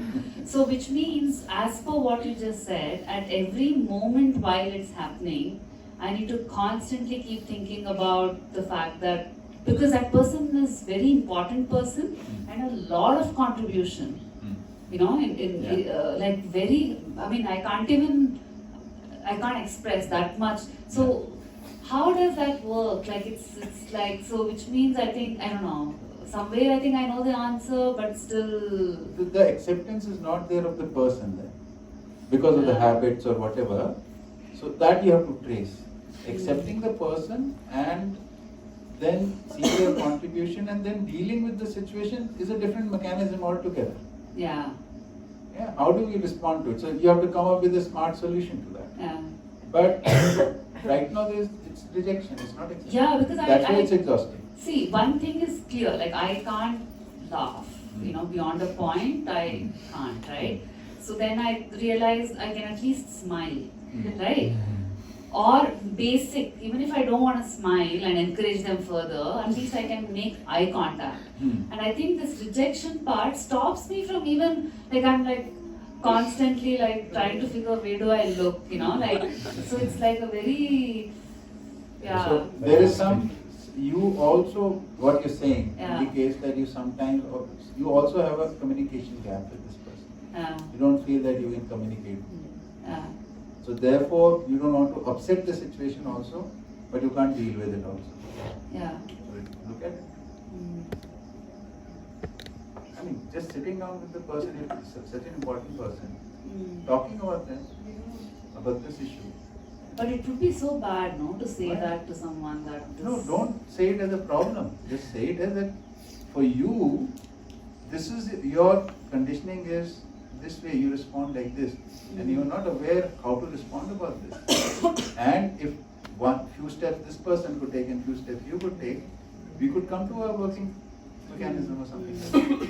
So just opening up the dialogue in this area. Yeah, yeah. We avoid this. Yeah, this would be a very interesting experiment.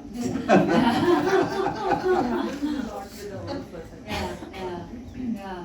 In fact, this applies to many things actually, no? Yeah. You're not ready to talk about many things. Yeah.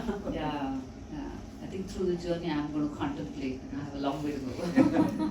Okay. Yes. I was noticing you were writing a lot of things. That was feedback. So I don't have questions. Like I have questions, but I don't think I can structure them in words right now. Maybe after a few workshops. Just clarification, I will even think that. So the proposal is, or the narrative is, that there is space, there is matter. Matter by matter, I mean the smallest fundamental particle there is, whatever it can be, and then everything else is made up of these matter particles. And somehow, with the process of evolution, these matter particles configure into something which we call Jeevan atoms, and these Jeevan atoms, and that happened because some other matter particles evolved into what we call human bodies and human brains. So because they were present, so that led to some kind of configuration in these matter particles, and Jeevan atoms came to be. And right now, these Jeevan atoms are in some configuration, but when we realize something as a human being, as a human brain, the configuration changes, and the Jeevan atom achieves some harmonious configuration which is not right now. Is that the proposal? No. So the initial part is okay. Realization doesn't change the configuration. It just now changes, the configuration is kind of a quantitative stability. Quantitative perfection is what we call structural perfection. It is a certain number of particles which have come together in an arrangement which is so perfect that it doesn't change. Okay. So now nothing will change it. But the qualities it is exhibiting right now, they can evolve. But since this does not get affected by its surroundings through physical chemical processes, the only way this can evolve is through its own conscious powers. When it directs the powers to evolve itself, which is basically consciously taking a decision that I have to grow, I have to develop, I have to become more aware. Then you can evolve yourself. So the qualities, what we call upgradation of our qualities, moving towards humanness. So that will happen, that the configuration will stay the same. Only the qualitative change will take place. The nature of this unit evolves. That is the proportion. The configuration is constant. Once it's formed like Jeevan atom, then no configuration exists. What does that mean? For now, I'm assuming the proposal says that the harmony is the ultimate goal and the reality. So, by evolution, these Jeevan atoms, like multiple Jeevan atoms, will come into harmony. By that statement, we mean that currently it is not so. So, like, are these atoms centered in a very unharmonious state, and like I cannot just visualize, I'm not able to visualize or. So just don't think of them as atoms for the time being. Just think of yourself as a human being who has the conscious aspect. Your conscious aspect is driving your body. Your conduct is determined by you. Like you can decide to be like you were in the workshop of education. Your conduct was harmonious, but you could have easily decided that you don't want to be. You could be argumentative all the time, you would not listen, you would walk out or things like that. All this you could have decided, no? But you didn't decide to do that. You decided. So this decision, how I am going to conduct myself, lies within you. Okay. Right now, this power of determining my conduct, we have aimed it at thinking that I need to acquire some things. Some material things, maybe some social status, maybe some other things, whatever my goals are. So here the proposal is that when humans make their goal the harmony, right, for which they need to now determine their conduct, which we are calling self-regulation. Then self-regulated person is able to identify harmony and achieve it. Just like I can do this, anybody else can do this. When there are many more self-regulated people, this results in harmonious families, harmonious community, harmonious society, depending on the numbers.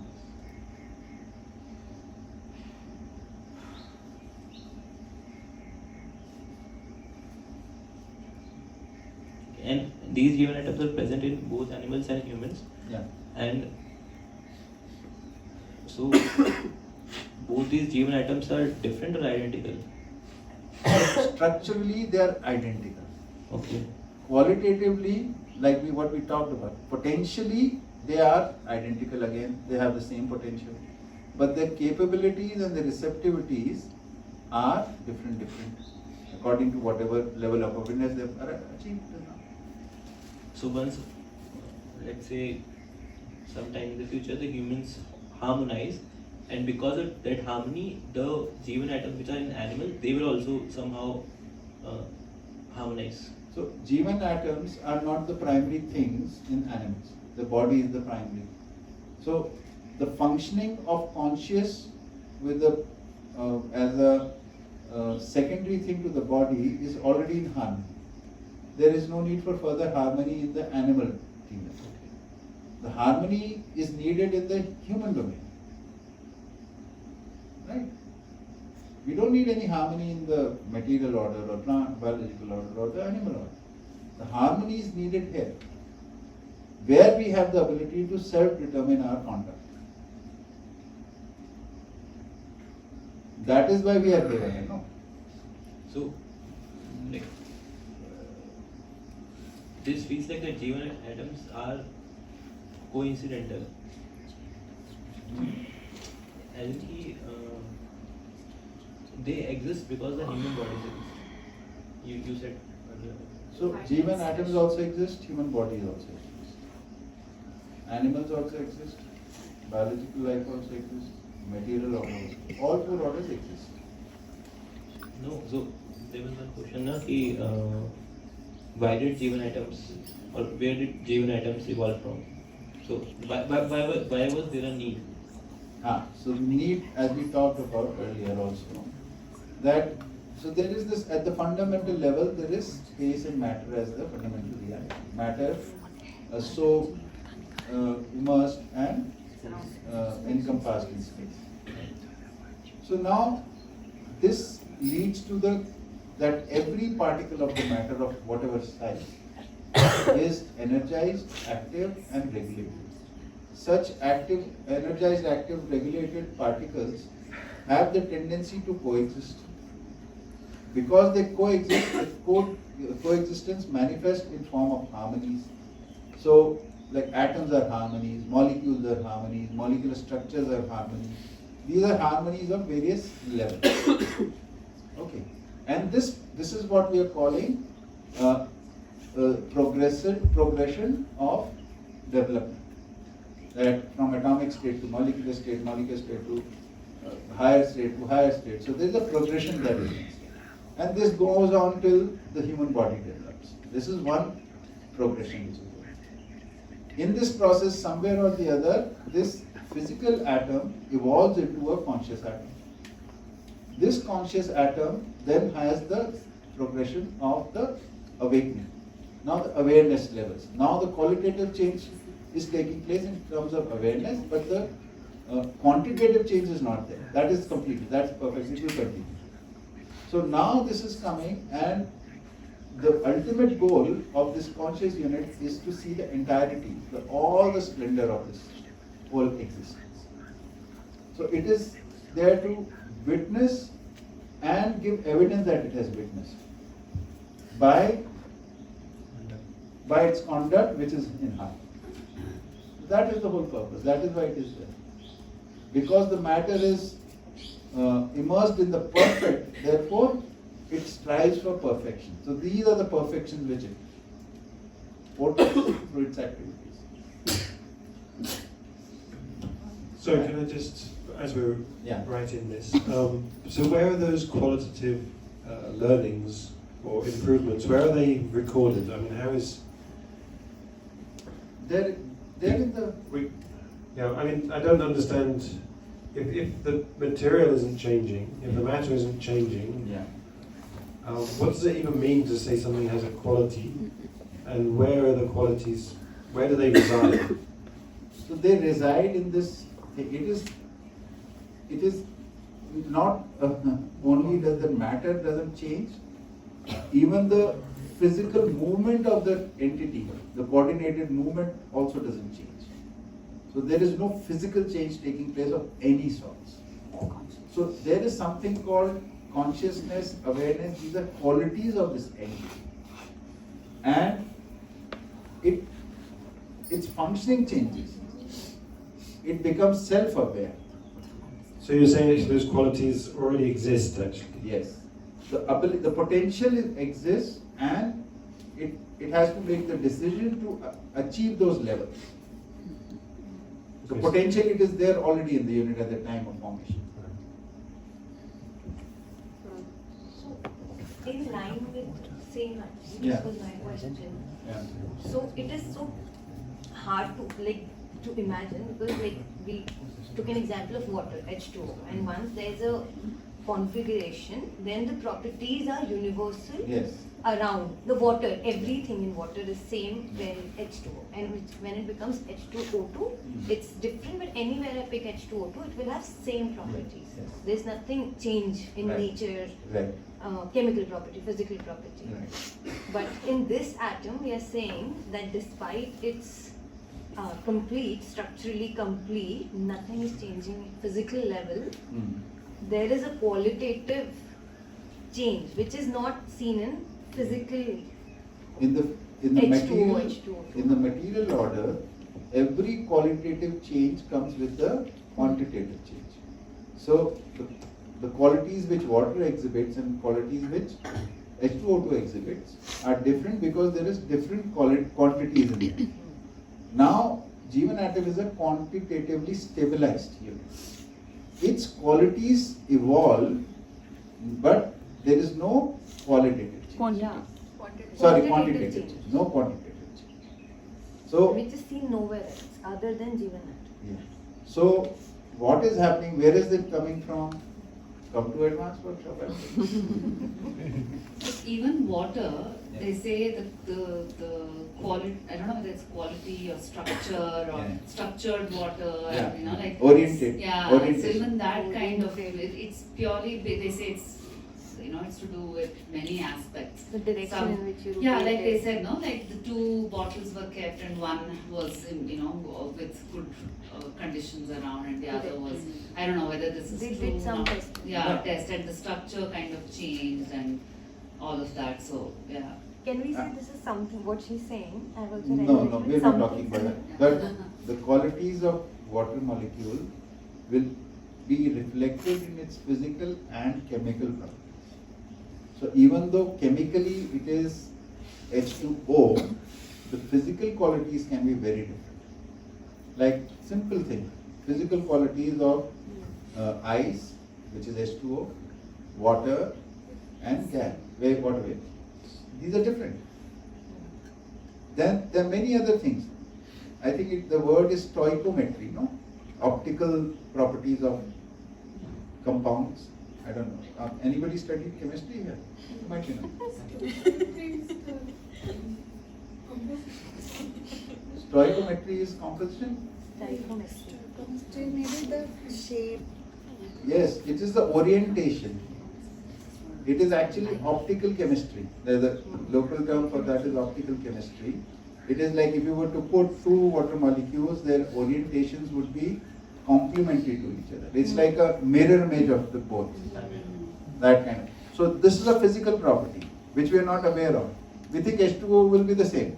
But when the optical part changes, then that has a different consequence. So there are many minute, very subtle details in the material order also.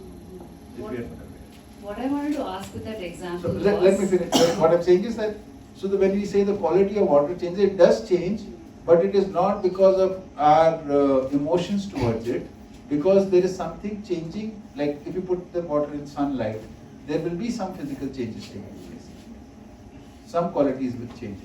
Right. But this experiment was to do with something else. They kept it in exactly same environment, but the only thing was what was what was emitted towards that emotions and all that was different. But anyway, my point was this, that all other molecules or whatever can go through some changes or whatever in some form qualitatively. But what I have understood of Jeevan Atom is it's so perfect by itself that nothing can, Nothing physical or chemical. Yeah. But you know the fluctuations in you. Yeah, Nobody yes. says. Yeah, for sure. Yeah, but through its physical whatever thing, nothing changes. And we think without physical, chemical thing, there is nothing. Correct. Yeah. See, that is the problem Yeah. area. Whereas every day we experience emotional fluctuation, Yeah. nothing physical or chemical has come from that. Correct. And still there is a fluctuation. Yeah. So the phenomena of some change is taking place without physical chemical interaction. Definitely. Yeah. But structurally, I'm just saying, like even Hitler's Jeevan Atom and the Saint's Jeevan Atom is like This- exactly the same. Even animals, Jeevan atom, Yeah. and ours is the same. Correct. Hitler is better than an atom. My questions are answered. Yeah. Everybody, Let's take his question first, Samyak, then I'll come. Yeah, Samyak, what do you have to say? कल relationship पर आपने क्या बात की थी? ये तो बहुत सारी तुम नहीं थे क्लास में तो वो रिकॉर्डिंग की है ना रिश्ता दीदी ने वो सुन लेना दे दो mic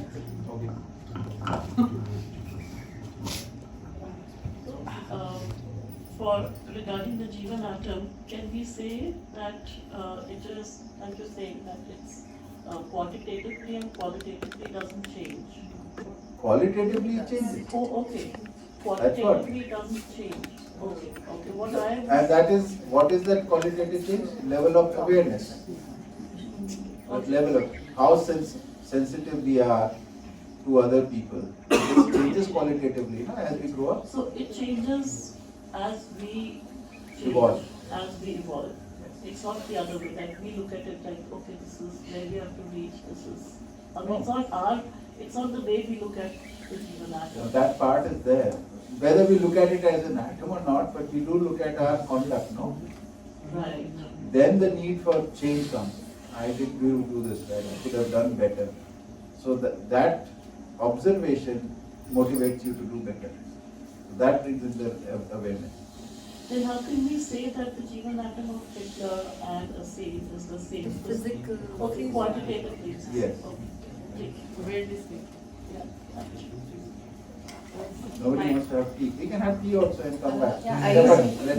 My question, I'm not sure. Can I just confirm one thing about the previous question? Yes. You're saying the structural perfection Makes the potential of the expression of the Jeevan atom fixed, but the ability. Definite. Definite. The potential is definite. The potential is definite, but it only expresses a certain amount, certain qualitative things after realization. So this is the potential. The journey starts from there. And in the journey, every journey, it is increasing its level of awareness. And the potential to reach the top is there. Both are okay. I mean, what I mean to say is that the conclusion is that how can there be a structural, without there being structural change, how can there be an ability change? But you're saying that with the structural perfection, the potential for a certain amount of availability is just not being expressed.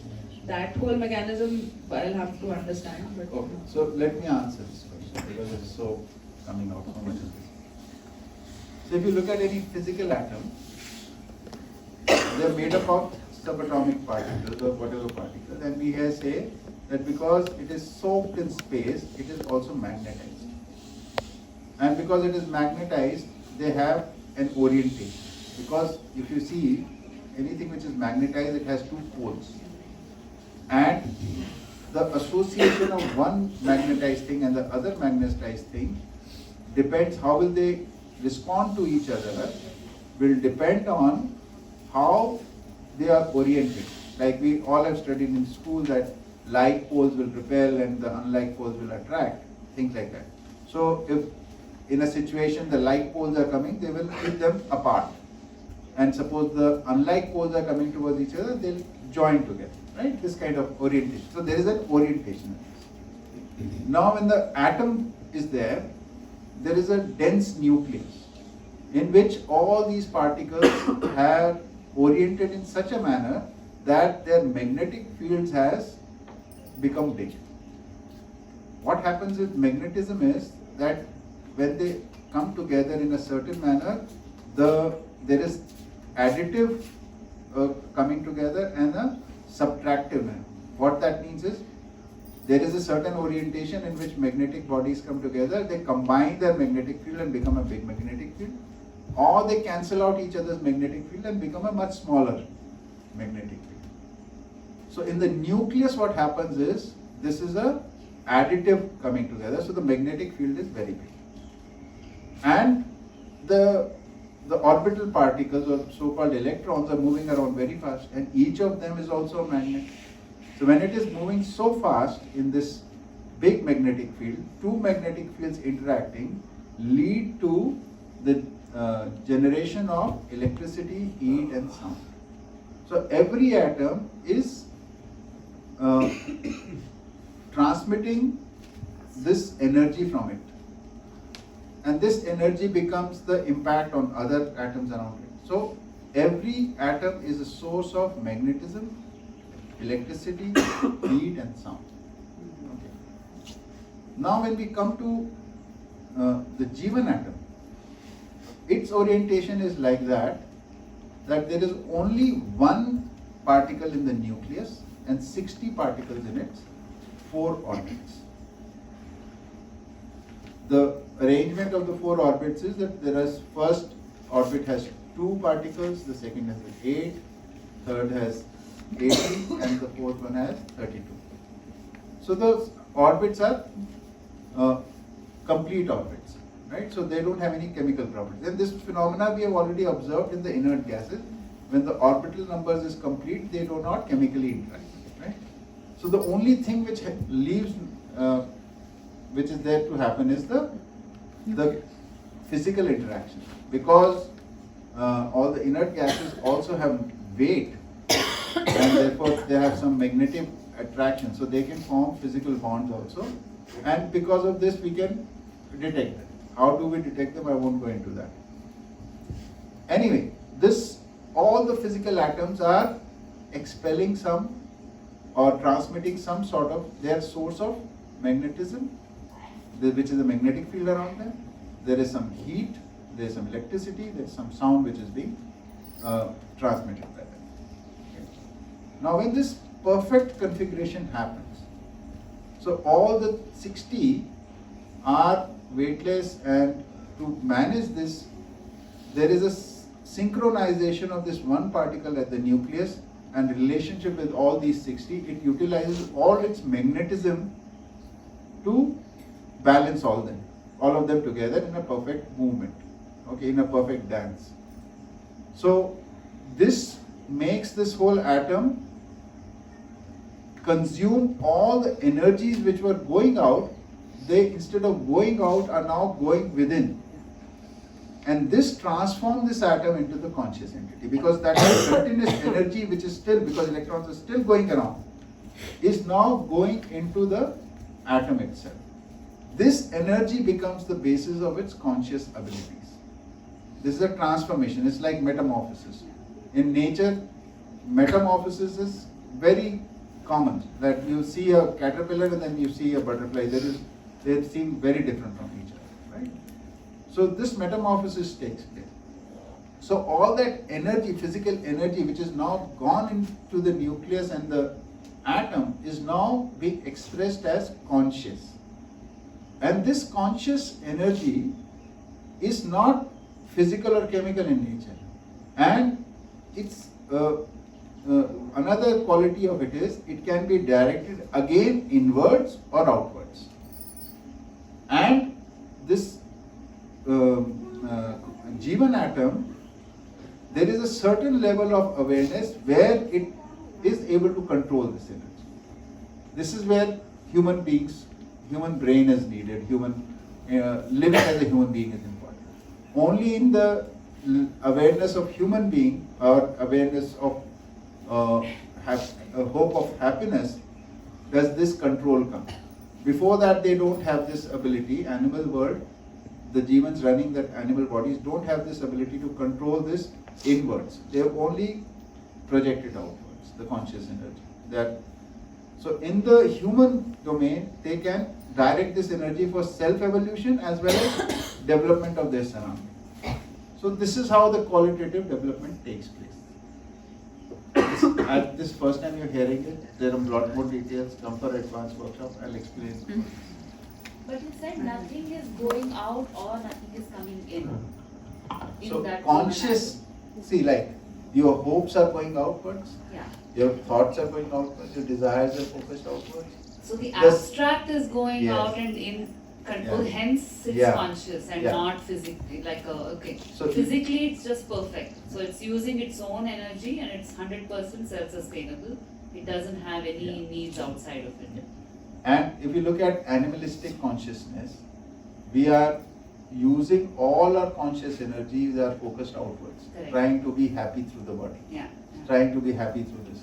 So all desires are outwards, all thoughts are outwards, all hopes are outwards. When we direct this very same energy for our self-development, that evolves. So certain evolution takes place in the animal world, because of the circumstances. But that ends, even the conscious evolution through circumstances ends once the humans are there. Yeah. Now the evolution in the conscious will also only happen if we make the decision. Got it. Oh, this opens up so much. This explanation was brilliant. Give it to Jim. Sir, Vidya is also asking something? Yeah, after Jim. So these, so how do the increases in awareness, how do they get anchored? How they get anchored? Because the conscious has the ability to retain what it finds important. So it's literally importance. Yes, important. Need. So the need is the key. Like And, relevance. and the initiation of the need, which is there inherently in us, is living in togetherness. So we born in togetherness till the time we realize that we can't exist together, that need doesn't kick in, that we need harmony here. So we keep having ignorance towards this need, that we need to be together. So we keep utilizing people or nature or things like that. We keep consuming them rather than the need that we need to continue with them together. So this much need is there to live, but the need to live in harmony, that is awareness.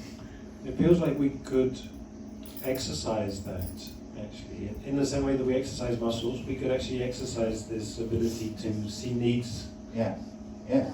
That's the very daily clearly. process. Yeah, that is the process of study. Right. It gives you information where you have to explore to the needs. Yeah, so right education would be to actually make Yes. needs super clear, which is actually what Jeevan Vidya is doing. So the first three needs is every human child demands justice but doesn't have them. So need to be just has to be instilled in the child. Need to distinguish between right and wrong has to be instilled. Need of understanding the whole truth has to be instilled. Awareness of that. No, but it's interesting because we often put the cart before the horse. Yeah. Instead of actually seeing that the need is really important, we kind of we manipulate to create. It's like the right and wrong. We actually kind of do it through punishment or something, right? Yes. Instead of doing it through understanding. Yeah. And as soon as you do it through understanding, it's actually much more obvious. And it's such a convoluted way to do it through the other. Actually, The cart is the conduct, and the horse is the conscious. So we try to change the conduct. Keep working here. We keep putting it where it is. That is the problem. We're not working as the horse. Okay, time for tea? Oh, hi. This is Pratul.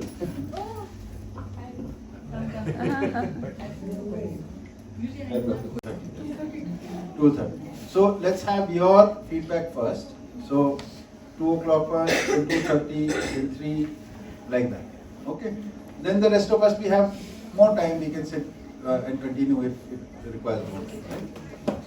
Sandeep Bhai and Samyak. So first Samyak. I want to listen to Samyak's feedback. ज़्यादा तो कुछ है नहीं, थोड़ा बहुत। कैसा लगा तुम्हारे को इस वर्कशॉप में? क्लासरूम में कैसा लगा? क्लासरूम के बाहर कैसा लगा? किसी चीज पे ध्यान दिया हो तो बताओ। एक्चुअली मैं जब आया था तो मैं इसी मकसद से आया था कि मैं सिर्फ घूमूंगा फिरूंगा, क्योंकि मैं फर्स्ट टाइम आया हूँ इधर। मेरे को मालूम नहीं, हिमाचल में भी मैं फर्स्ट टाइम इधर आया हूँ, नहीं तो वहाँ हरिद्वार इसीलिए देहरादून ही जाते रहते। इस बार आया, फर्स्ट टाइम आया था कि मैं थोड़ा ये नई जगह है तो इसको देखूंगा, बस वैसे इससे आया था। पर फिर भी थोड़ा बहुत मैंने अटेंड किया था कल, तो तबीयत खराब हुई थी तो मैं नहीं आ पाया था। तो बाकी आपका थोड़ा बहुत लेक्चर में मेरा ध्यान गया था और बाकी नहीं गया था। बीच में मैंने आपको भी ये कंप्लेंट भी किया था कि मेरे को नहीं आ रहा, मेरे को थोड़ा अजीब लगता है कि मैं नहीं सुन पाता, लाइक मेरा ध्यान नहीं जाता। फिर आपने बोला कोई बात नहीं, मैं तो कह रहा हूँ सुनने को थोड़ा बहुत लेकिन थोड़ी थोड़ी चीज़ों पर ध्यान गया था। शुरू के 2-3 दिन में जो आपने बोला था कि हम मटीरियलिज्म और आइडियलिज्म में बहुत ज़्यादा वो झूलते रहते हैं इधर उधर, वो फ्लोट वाला आपने दिखाया था उसमें, तो इसकी वजह से बहुत सारा डिसहार्मनी होती है और इनह्यूमननेस भी ज़्यादा रह जाता है। और फिर आपने कुछ मैटर एटम की भी बातें की थी, उसमें मैटर इज स्पेस में बनता है और मैटर और ये बहुत छोटे छोटे से होते हैं, मतलब हमको दिखते नहीं है और इसके एविडेंस नहीं है, इसी वजह से क्योंकि किसी ने कभी वो एक्सपीरियंस नहीं किया है और because of it is inevident, we are not able to conclude about this. वो था मैंने बाकियों से भी कल मैं शाम को सुना था, किसी पूछा था कि आज क्या बात हुई थी कल के बारे में, कल एब्सेंट था तो उन्होंने बोला था रिलेशनशिप्स के बारे में बात करी थी, तो रिलेशनशिप्स के बारे में की थी बात की। आपने ऑर्डर्स का भी वो एक चार्ट बनाया था उसमें, और थोड़ा ये इसको भी इवैल्यूएट किया था कि मैं और शरीर में डिफरेंस है, हम जो डिसीजन लेते हैं और उसमें करते हैं उसमें डिफरेंस होता है। कंटेम्परेरी मन, हिंदी में तो उसको मन, वृत्ति, चित्त, आत्मा, चित्रण वगैरह भी, जैसे कई बार हम बोलते हैं तो चित्रण हो जाता है उनका, ऐसे भी हो जाता है कभी आँख खोल के भी उसका चित्रण हो जाता है। सही बात, सही बात है। तो वो था, और हम अपने मन से कई बार, आपने एक और भी एग्जांपल दिया था कि हमने कि हमारा मन तो करता है कि हम ऐसा करें, लेकिन शरीर का भी वो ध्यान रखना पड़ता है, नहीं तो वो भी बीमार हो जाता है।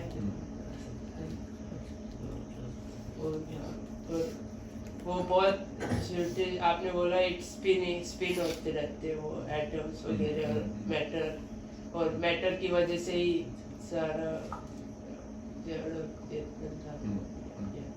यही सब था। तो मेरी उम्मीद से तो तुमने कई ज़्यादा बता दिया।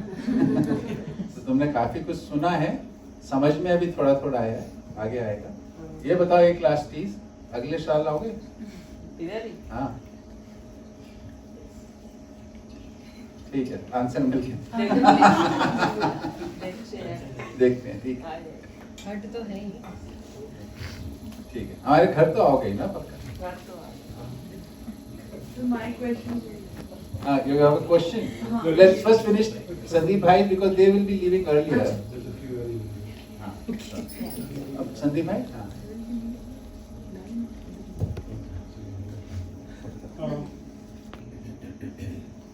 So I start my feedback on this workshop with the gratitude to Nagaraj ji, the propounder of this philosophy, Ashok Vidya and his family, and everyone here who helped with this workshop, including all of you.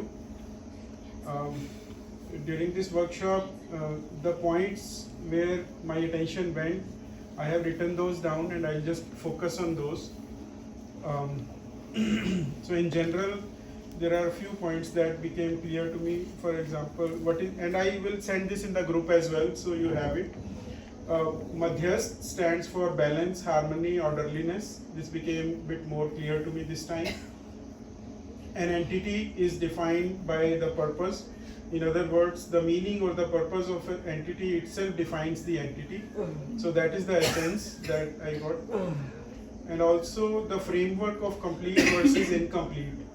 I pondered over it and I thought about it. I had heard it before also with Ashok Vidya, but this time it became more clear to me as a way it is useful in moving forward. Like sometimes I feel I get stuck in some of the high versus low, you versus me and things like those constructs, and this will help me move forward.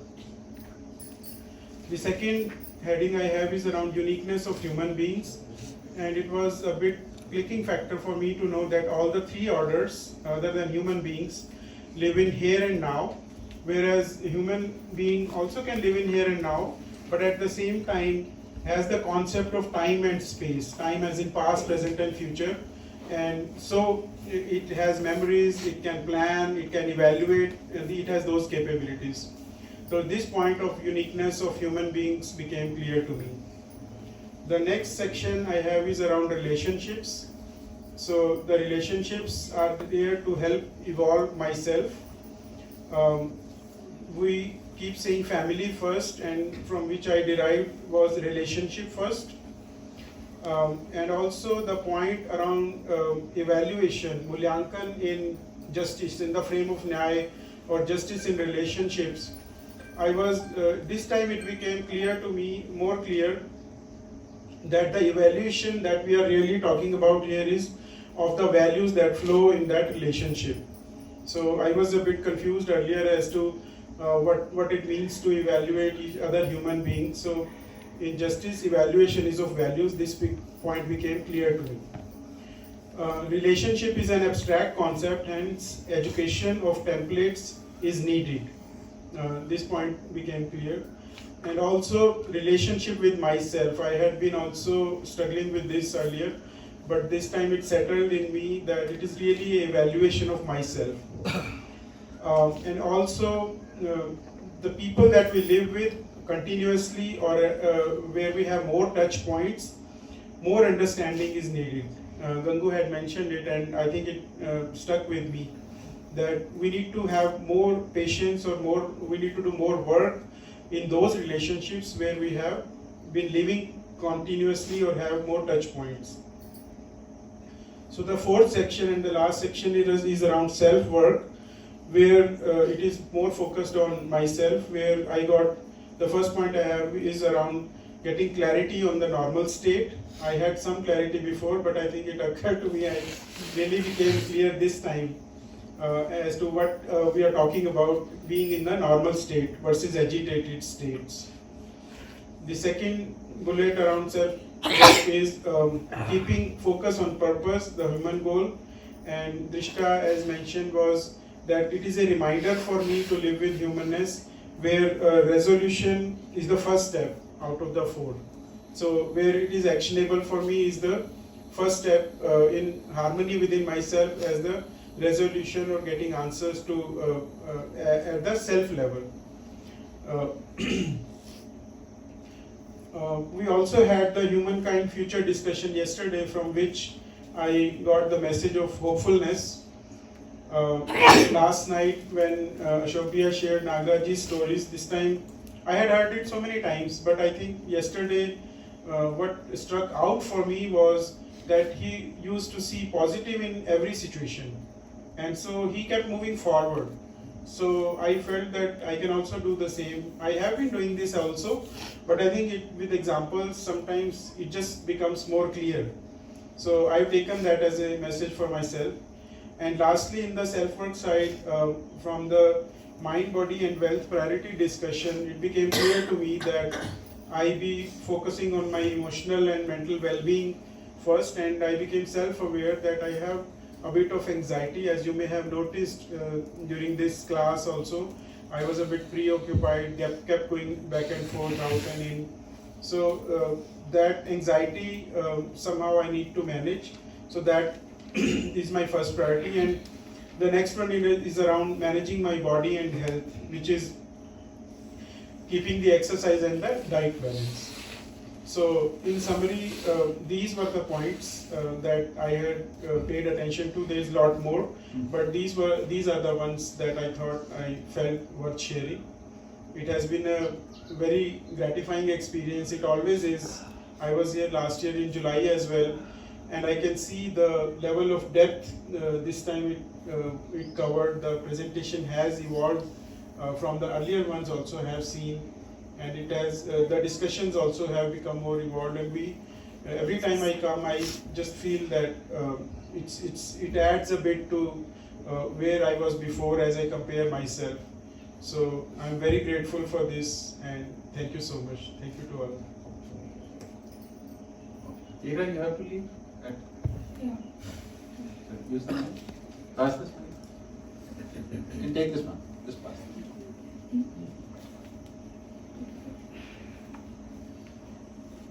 Come closer.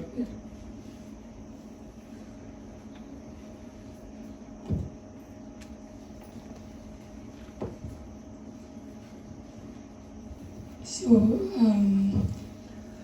first of all, like, I think I'll have to leave it for some time, like whatever we have listened in these days. Then only, like, I think for the time being, I had that neediness of an alternate, like, because I was born into a Hindu family, so there was some structure to follow, but I always kept defending it.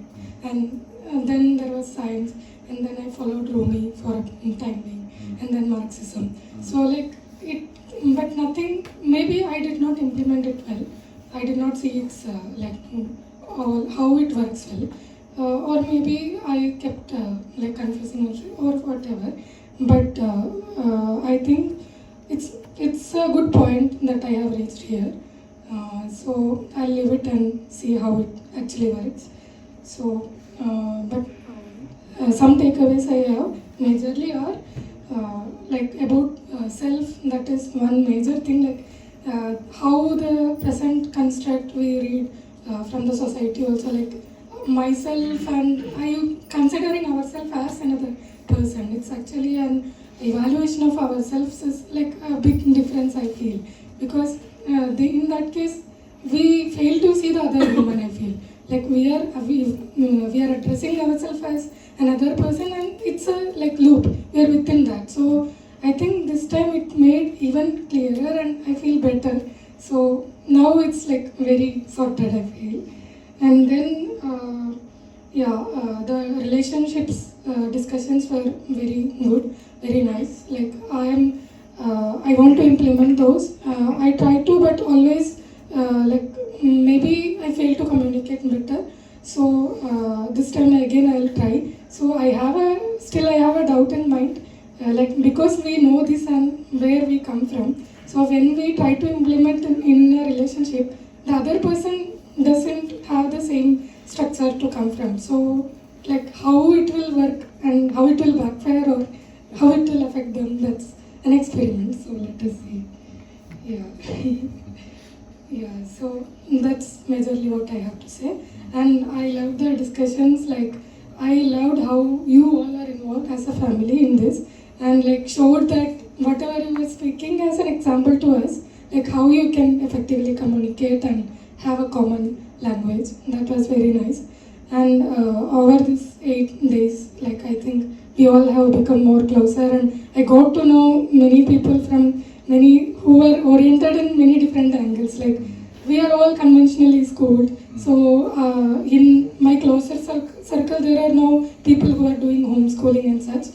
And I also do not want, if you in future when I have kids, I was already feeling very doubtful about many things. So like I got many options. That's such a nice thing. So people and the discussions are takeaway. That's I'll try to keep in touch. So whenever you are anyone wishing to visit Kerala, Calicut, so you can contact me and like come to my home. Yeah. Thank you. Who else is leaving? First of all, It's off the mic. I will like to pay my gratitude to Baba Nagraj, who gave this amazing philosophy, and I would like to thank you, Ashok ji. You taught Jeevan Vidya in such a way it will always remain in my mind. I never ever know about this before. I only know there is a body and a soul, but you taught me there is a Jeevan thing, and I came to know about the relationships, 7 types of relationships, and I have to work on you taught about the capability and receptivity more. I have to work on these 2 more, and also I would like to thank Sheila ji and Drishta, and she explains and simplifies the things in very well manner, and which always clarify all the things. And also I would like to thank the Sambhaavnaa Institute and for providing us very good food and accommodation. We are sitting in between the nature, and running in between the nature is always enhance the mood to learn and know also about we are in touch with nature. And it's nice to meet you everyone. Thank you so much. You know, when we came to Jeevan Vidya, we really didn't have any idea about it. I thought it would be like something like some yoga or meditation class, something like that. So what we came across was totally different than what we expected, but it was like really good, and I hope to make myself a better person and do self-evaluation and be more aware. I feel that I'm more spontaneous, and maybe now I'll just give a thought before my action. So that I need to do, and I'm very thankful to the whole family, Ashok ji, Sheila ji, and Veda and Drishta. They really helped us here, and I'm also grateful to others also, because they give a like different perspective of learning came from my peer group also. So most of the things got cleared from peer group also. So that perspective also, and definitely from Pasha ji we learned unschooling and the alternate ways of schooling and everything. Like these are very new things to us. So learning about all these and all. And what I feel that definitely maybe at some point of my life it will click, but right now I have to really sip in what, to go through everything again to understand this thing. Thank you so much. Who else is leaving it up?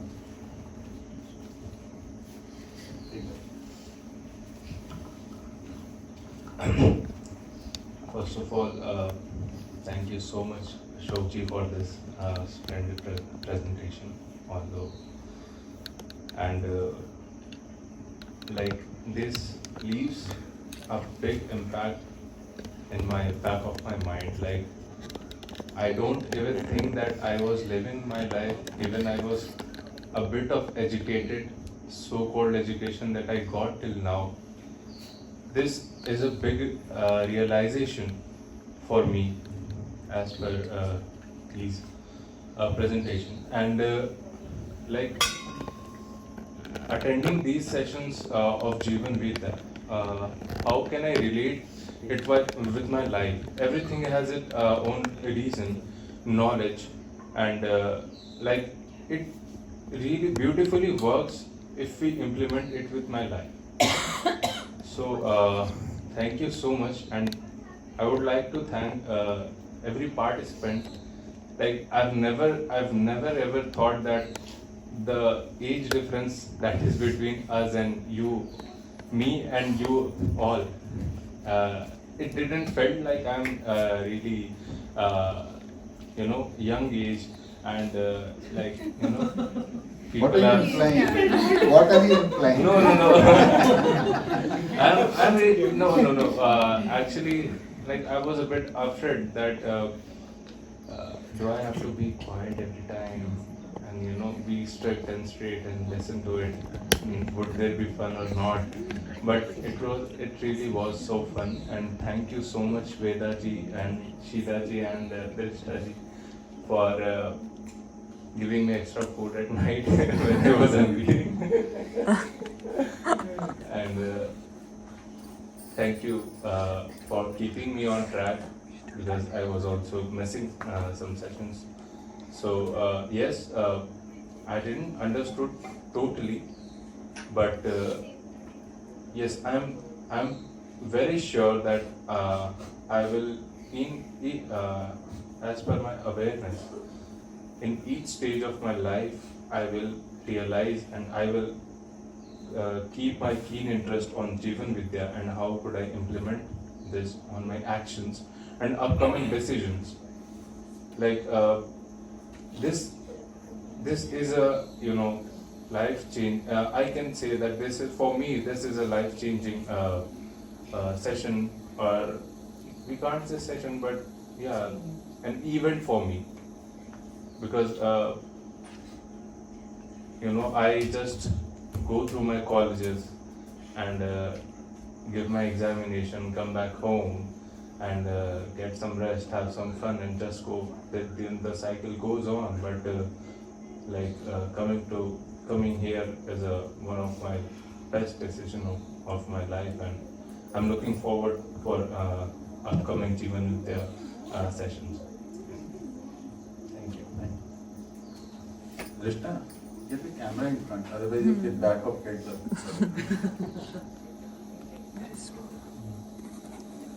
Charger also. Put it there, you can put the charger there. It's charged, I Charge. think. Use it, put it here and then you can use the chair.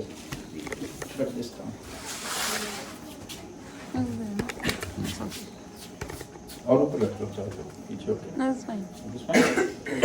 Okay. Who's next? Who's leaving? 2:30? 3? You guys are leaving early?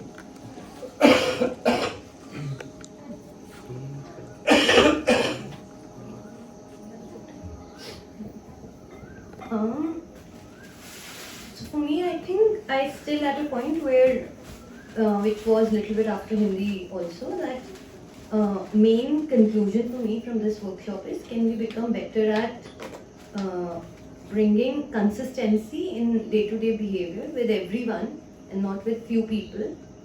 Then what happens is, at very subtle level when we interact, few things we hear from each other and few things we sense from each other.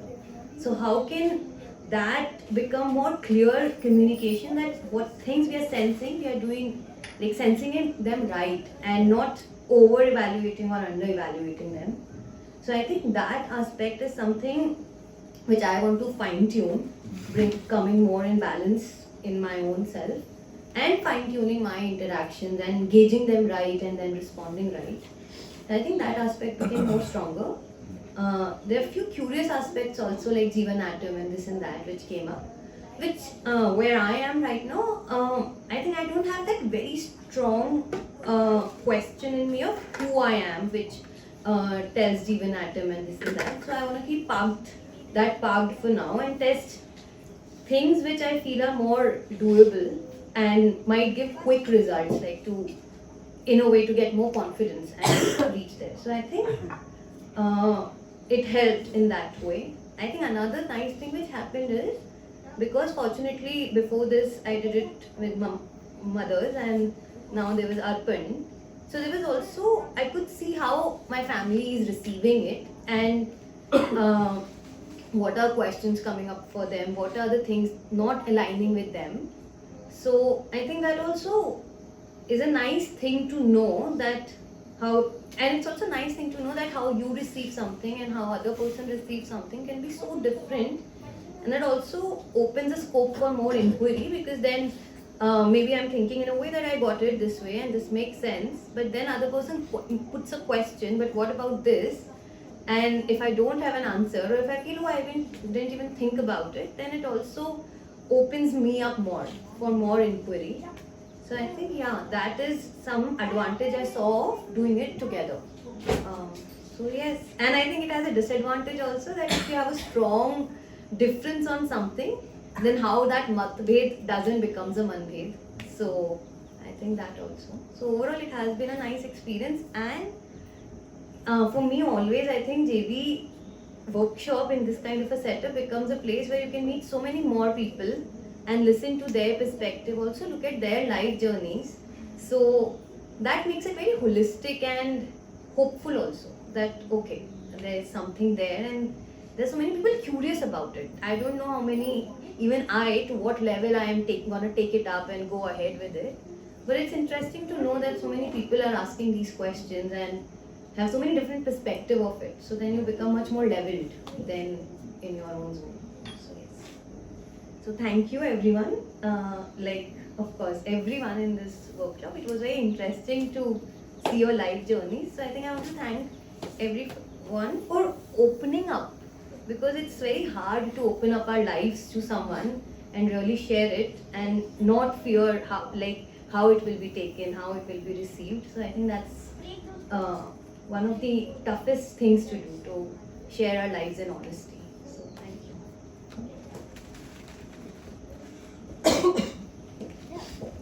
So mine is a bit longer.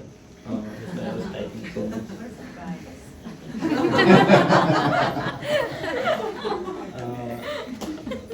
So, like me and Prachi, when we were not married, in June 2021, exactly 3 years back, we came to Sambhaavnaa. And Pashwa came to meet us. She bought chai. and then she made a passing reference to JV. I clearly remember, and we didn't like, I didn't even ask what JV is. And now, fast forward 3 years, I have done 2 workshops, so like, I think that was an event that was like cascaded into other events, and that's that. And now about the feedback, so I try to be very honest and objective about my feedback, and so they are like I have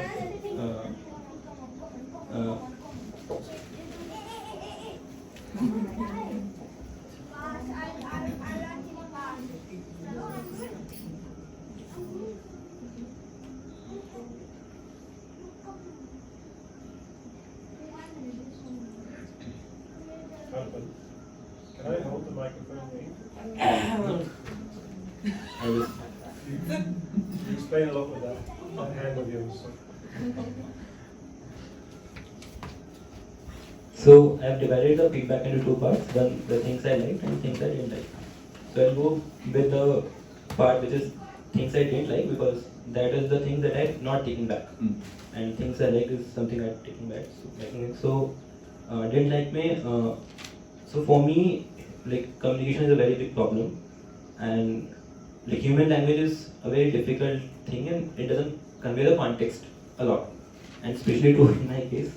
So a lot of times, not all, but sometimes it was happening that what I'm trying to convey or what I'm trying to ask wasn't being conveyed, like the essence or the depth of the question was not being conveyed, and we were either stuck in the examples that I took, or we as a group were very quick to arrive on an answer. So that sometimes led me to a feeling of being unheard, and for me, like, because communication is a challenge for me, like even with Bachi, I'm not able to convey what my thoughts are completely. Like she's the closest I can convey, but not completely. So I think this one, like I'll be able to convey my thoughts to you in a 1-to-1 setting way more easier than a 1-to-40 setting, and maybe because I don't have complete understanding of the things, so that's why I'm not able to even structure them in proper words. So maybe that will like further exploring those topics and doing more workshop will help me frame my questions or what I'm thinking into a better like shorter sentences. So that's the one thing that happened. Second thing which I didn't like was so JV they proposes that it's not based on one philosophy, and we should study this in kind of isolation and entirety, and then figure out whether it's like understanding whether it's correct or not. So for now, like how I think, like for me the tool is comparison and analysis. So the like if for me completeness comes from the understanding and identification of or acknowledgement of incompleteness. So if I'm trying to like bring a reference to some theory or some person, it's not just for like interruption or something, it's for basically currently what I find logical and what is the current proposal, and then I compare them and find loopholes in either of them to understand what makes sense. So that's how I work. And this so the JV, there is a process, and after the process comes the truth. So JV focuses entirely on the truth part, what is the being proposed. But currently, it might change. Currently, I find this a bit weird because, as I was trying to ask last night with the Nagari stories, the process of I don't know the process, and I don't even have a understanding of what the process is. But somehow I feel that the process is similar. The process of samadhi and then sayam is similar, but two seekers, they arrived at a different conclusion. And that conclusion is something which cannot be evidenced with the current methodology, for me at least. And like I cannot, it makes sense for me after the workshop, but there's no evidence as such. And because we come from, like, there's no methodology as well to say that this is correct and this is not. sometimes it makes sense, sometimes it doesn't. So I think the knowing, at least getting some sense of the process is also important. So I would like explore that angle as well. So these are the things that I didn't like. With coming to the things I liked, so this is my second workshop, and in the earlier workshop, the focus was on a completely different area of life, and this workshop is on a completely different area. So I feel like we have two different philosophies altogether. Obviously, it's not. So, and the effect is very different as well, like in a completely different scale. So I feel that the effect of this workshop will stay longer with me. Obviously, it will diminish with time, but for me, like I'm a bit different from Raji in that perspective, that relationship, human values, and human roles, and all these things which we are pondering on are very important. But if I try to fix them in isolation, it feels incomplete and superficial. And for me, there is this larger question, or the root question, that what am I, why am I, and for example, what is world and why is the world like this, whatever it is. So if I can get a glimpse into these, everything will automatically align for me. And it's like a top-down approach. If there's a root question, if I figure that out, then everything else will automatically align and get in harmony. So I really like in this workshop, that was kind of a structure we followed. We try to see things in this manner, where we are trying to define coexistence. That is the like truth, and how there is a line in coexistence, for coexistence, and by coexistence. I'd like to add one more form, coexistence. So, and then try to propose a solution for everything which aligns with it, which stems from this.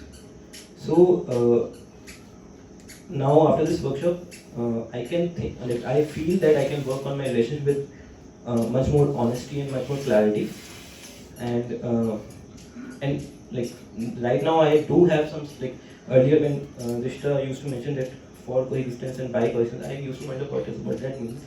So now I do have some like sense, like not a complete understanding, but do understand that by coexistence can be both a cause and effect. And the other thing I would like to mention is I'm really impressed, or like I really liked how dedicated you are, like as a complete family unit, to this process of education and raising awareness around it. And as JV, the proposal that human conduct is the evidence. So for me, like your conduct and your life and your relationships are a evidence of why that can work, and it acts as an inspiration. So that's why I was here. And during one of the slides where we were stuck about the slide was about, I think, components of Jeevan. You, I think, mentioned to Madhu that it's your inability to make us understand that concept. I don't agree with that. I feel that like you were as dedicated and committed as you could be. And whatever we understood because of your ability to convey that in a very simple and a very beautiful manner. Like I really liked how you came up with very relevant examples to make us understand concepts which were not very relatable. So and whatever we didn't understood, it was because we are, like, it's a long journey and we are very lot of steps behind. So that's it. And you made this entire, like, if I try to teach this concept, like not hypothetically, so it will be very boring, because the role of a teacher is how engaging and how interesting you can make it. So I was so lost in what you were trying to say. So I normally started to imitate one of your habits. Like I realized while talking to Prachi that I was like while talking I was touching my nose. Yeah. So and so that happens. Thank you for your dedication, effort, and your like, presence and basically everything else. And also thanks to Drishta, because sometimes Drishta brings a very different, like a fresh perspective to things, and that makes things like easier to understand. And obviously the entire cover, because the questions that you raise, like sometimes I have the same questions and I don't know how to ask them. But you, like for example, Jim, it happens with Jim. Like I'm trying to ask something, I'm not sure how to ask, and Jim asked that question. So these questions help me understand these things much more deeply. So yeah, thank you. And thank you for inviting us. Okay, who else? Who's going to go early today? Otherwise we'll take on with Alithia speaking. Okay.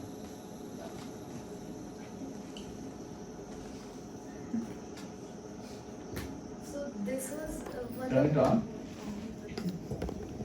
So this is the first time like I have even like I can't say the first time because with Shalu Masi's class I had done thoda bahut, but that I used to feel was so simple and like it wasn't वो था एक page में लिखा हुआ हर चीज़, but it wasn't as easy to actually understand it. And then actually that's what I used to ask her, that how I'm learning all of this, but then how do I actually, it's just written on paper, how do I implement it in my life? बस पढ़ के क्या हो जाएगा?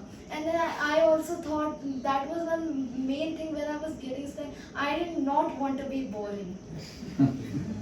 Yeah, so then that was one main thing for me, that I'm not going to study something and then become a very S-wala person who doesn't connect with anyone and is very doesn't have any perspective, bas hai, very stable. I did not want me to become like that. So that's why I was like, nahi, main ye to nahi pad rahi hu abhi ke liye. But then this time I thought that maybe it would be different, or maybe I had understood it wrong. So then I was looking forward to coming over here and seeing also the place was and everything. So like one thing when I came, then that day I will always remember that we had discussed like the swinging wala, that also I will remember, and then the page where we had discussed about other things, like the relationship which we discussed yesterday also. I found that very relevant, that I will be able to imply that later also with friends. Also that day Drishta Didi said that in school it's like a good thing that you don't look as good, so people don't judge you because of your that discussion. I found was relevant because everyone wants a social group, but you don't want such a social group who takes you only for something like materialistic. That I found very relevant, and I will think like that from now onwards. And then one more thing I understood, that like some relationships are there which I get very attached to. Those relationships, हम 5 दिन के लिए, like over here also if we are meeting people, and then I feel like how can I somehow stay connected to them. But then I think I understood that also. I don't think it was very explained, but then I understood that like these people, you will meet them, you will know them, but you need to build an even more deeper connection with people who are already in your life and a part of your life to make it better. Or else I used to think that I will just ignore these relationships and I will go find some other relationships who please me, who I like to be with the people. So now, from now onwards, I will try to make these relationships more better, and then I'll try to be with the rest of the world, because I think that will work more easily. Yeah, that was, this is main things which I understood. Then also the other things are there, like whatever the slides we discussed, the animation you showed, that I think it, now it makes more sense, like what it is exactly. And I can also understand how, if I do this ahead, if I read the book ahead, how will I implement it in my life. I thought it's just a book, like how we read a book, how will I actually see it in real life that I did not understand. So yeah, and the three things, the highs and lows, wala, I will always remember what it actually means to be in high and what it actually means to. I misevaluated everything. I thought that high means being happy, and that was clearly a wrong thing which I had thought. So I will that chart will always stay in my mind. Yeah. Very nice. So just one thing, we have just received some confirmation and we have to go. So Okay. I thought you guys were traveling with Pooja. I'm going, but she has to go somewhere and I have to Achha. because I have Yeah. to take care of the kids. Yeah. Okay, so when I was filling the form for Jeevan Vidya, there's this question that comes, how badly you need this, something like that. And then there was this column saying desperately. That was me. Yeah, I know, I noticed. Okay, so in my area, I felt that in my surroundings, I felt that a human being is the most complex person to understand. Like I can still crack my work, I can still crack nature and work with it. It's easy. But just the human beings, to understand them is most complex. And I had sort of like tried everything, like experimented everything and sort of given up. That okay, maybe, maybe like the last resort was calling Pasha is an SOS number. I try everything and then when nothing happens then I call Pasha, and when I shared something with her, she said she couldn't explain in such details. She just said, just come to Jeevan Vidya. No, this is, you cannot explain all this, yeah. So I came here because the unresolved relationships was really bothering me. And I have been taking advice from everyone, and a lot of people just say that, "Tum chhodti kyun nahi ho? Just leave na. It's, you're so talented, this, that, you're..." But somehow something felt inside me that, maybe there's a possibility, but I was also losing that hope that I've tried everything and nothing is working out. So in these sessions, as you must be noticing, I'm writing a lot. I'm just constantly writing. There's so many reflections happening. Okay, there I've gone wrong. And so many answers are automatically cropping up. So I'm observing that there are a lot of unvisited areas, and then I'm automatically visiting there because of so much. So there's definitely a shift in perspective, and new possibilities of change are coming up, and new ways are coming up. I'm seeing things in a different light, and it's making me feel light. I came with heaviness and lots of confusion, and I'm feeling light and sort of good kind of excitement to go back and try it out. And so lots of reflections are happening. And another thing I noticed, so I started thinking a lot now. Okay, even little things that are happening around. You don't need big things to happen for you to understand situations, and very, very small things are revealing a lot. So it's a very funny thing I'll share. We were talking about goals, human goals. So today morning when I woke up, Kangan ji came in my room and she told me Dimple is feeling sick. I spoke to Dimple and she told me I have a very bad stomach infection. So in my mind the goal was कि मुझे उसके लिए अनाज लेके आना है, हाँ. And I've been taking cold showers every morning, and just before I put cold shower, to take the cold mug on me, मुझे it would like okay cold shower, and it's like that feeling, huh? But today, because the goal was so clear that I have to go and just finish this off because she has to leave, the challenge of cold shower sort of like पता ही नहीं चला. So it's a very funny example, but you can also practice in little things. When the goal is clear, and the goal is also human goal, it's coexistence, it's in the form of coexistence. Sort of your little challenges don't feel so challenging So that was just a fresh takeaway. And another thing that I really loved was Drishta, Veda, I think no. I've been drying my clothes and before it's been raining and I forget to pick them up. But some angel person was picking up all the clothes, putting them in the shade, and when jab sun aa jata hai, putting them back also, including my clothes. And I was wondering, ये कौन है? Who is this भला आदमी जिसको जो ऐसा काम कर रहा है? And in the morning, Shapar bhai दिख गए कपड़े डालते हुए. I asked him, like, okay, it's you. I didn't put it back. So But they were back. somebody else put it back. Okay, so that's More than one. So there's more than one angel. More than one angel, yeah. So this also makes me have more belief in the fact that you take away the good. The good has such a rejuvenating effect on you that you want to spread that.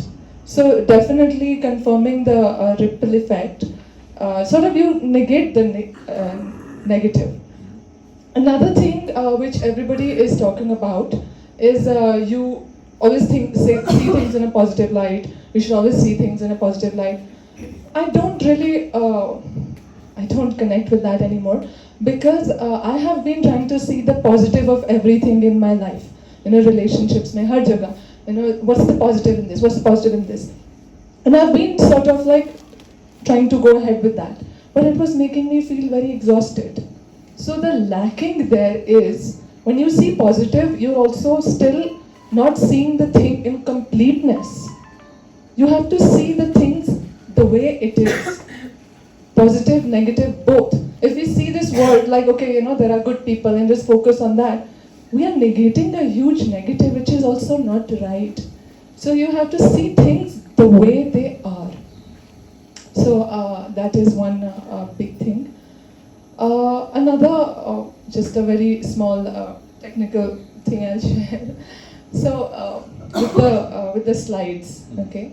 So I come from an art background. So for me, visuals have an impact. Like what Alifia was also sharing, the visuals. So visuals somehow stay with me, and they leave that image stay with me. So ये जो पूरा presentation था ऐसा लग रहा था कि किसी IIT के उन्होंने बनाया था. Art was missing. Help. Yeah. So the visual, so the side with the slide with the sliding thing somehow is in her mind, in all of us. The slide with that little thing, जो arrow घूम रहा था, was also like interesting. So art adds fun and yeah. So वो थोड़ा सा वो boring type होता है, just text, yeah. So just that is my. I will just say that the diary, there is a lot of art which she has made. Yes,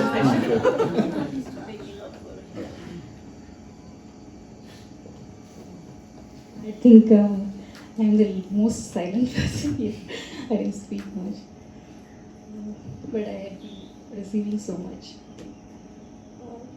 But I also feel that only those I wanted reached my ears.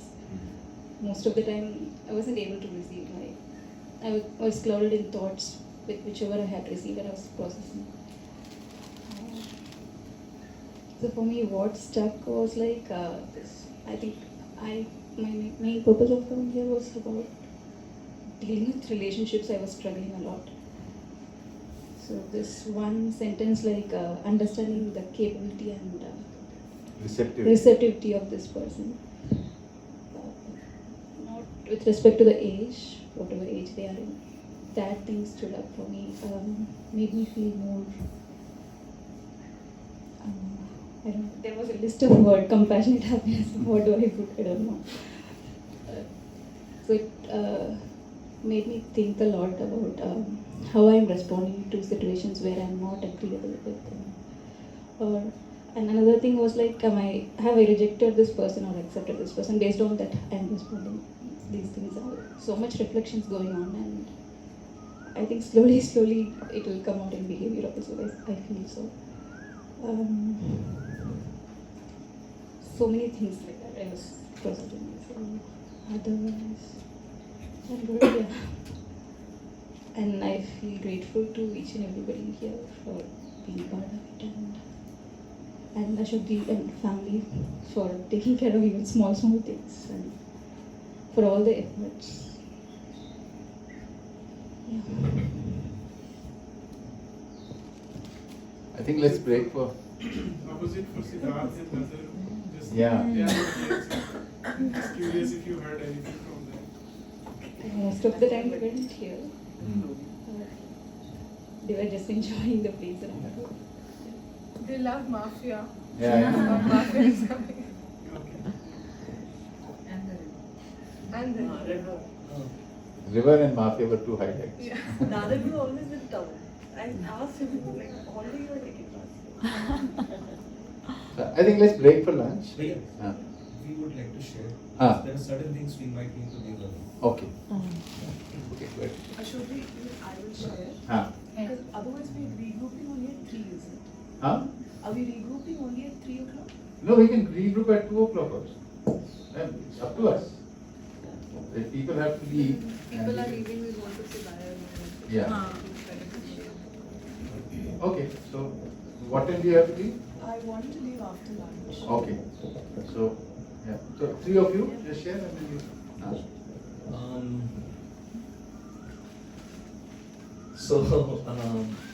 I mean, we were having morning sessions with Bhaiya, I mean, every day, 6 to 7, and this is continuing for quite a long time. And every week this particular thing comes from him that you should come once and understand, I mean, do the Parichaya Shivir. And I mean, what was going on in our minds was like, okay, Parichaya Shivir, so we did it 4 years back. Oh no, not 4 years, 6 years back. Then one more was done, and doing this all Manavar Darshan, all, why again this Parichaya Shivir? I mean, was like, it took a long time for me to accept it that okay, whether it is needed or not needed. But then when, I mean, since he's saying, I said, okay, let's take a kind of a chance. Let's come here, and also it will be good for all of us to be here. So that's the starting point of coming here. There are 3 distinct things which probably I can take away from this whole conversations here. First time this kind of, I mean, in any of the Parichaya Shivir or anything of, even when we did Adhyan, we were like a group of 25-30 people. But this process of a dialogue was something which was very, at least the initial 2 days we spent a lot of time in hearing each other and understanding the perspectives on where they are coming with respect to relationship, with respect to money. That's like I mean, that was a quite a, I mean, I take that as a big learning that okay, there's space for dialogue in dialogue. It kind of sometimes has an effect in, which cannot be measured. So that's one. Second, with respect to when we were talking about the evaluation part, for a long time I was not able to understand what this evaluation process means, because I mean, in the book it is just written 4 lines, just for the sake of people, they just write it. Nyaya, justice is equal to relation, comma, value, evaluation, and mutual fulfillment. So this is the just 4 words written. I mean, that's 1 line written. And I mean, we have, I mean, given coming from the software industry, evaluation is like, you carry a meaning for evaluation that, okay, evaluation to my mind was, okay, whether that person is, am I evaluating him more or less, or my evaluation more or less about the action part, whatever the incidence part. And that's what, okay, in this incidence, or even when the continuity of the incidents, I was like, okay, evaluation was more, at least the way I took it. It's not what Darshan is saying, but I took it that, okay, evaluation of a particular instance, evaluation of a particular behavior and all. And what yesterday just all of a sudden stuck to me is that the starting point of evaluation is exactly right, but it has to go to the root of which value is missing or which value you are fulfilling. That's a very, that was not, I was not thinking in that direction. That's like something which is, and if once you start thinking in that direction, then every moment, whatever you are doing, even now or whatever I'm doing, I can evaluate that my behavior or all my actions. I can just look at that particular perspective. So that was the second thing which, I can keep on going, and it's like a long list. The third part, which is like the background. I think the background, what was happening, is also very inspiring and very. I can see that whether what Sheila Dubey was doing with Drishta and all, and the whole thing, very small incidences, not to be saying that okay, whether people are cold is there, and the way the care was taken.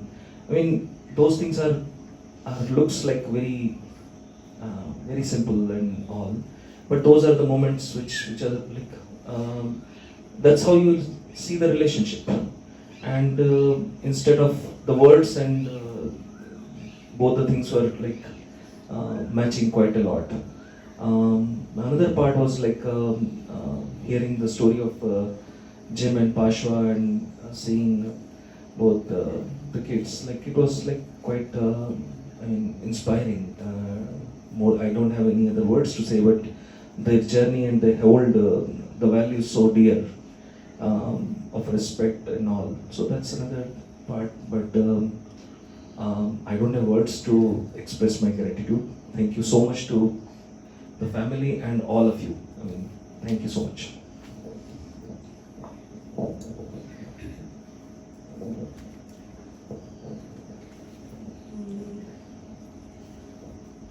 The most, I would say, enriching and wonderful experience that what I had here was the way Bhaiya's family was, and was the way we all were. So that is really something which we can count on. Like so we have been in touch with Bhaiya from some time, and then we saw Didi with him, and then now seeing the two kids and how they are coming up and all. So it gives inspiration, and then it enriches us somewhere. So that is a very fulfilling thing to see, to be part of with. As Sahiba was mentioning, to me, world was always a very beautiful place. So Shabbar's idea was you don't watch news, that's right. So it depends on how you are brought up and in which environment you are in, maybe. Because I have seen really good people, always good people actually.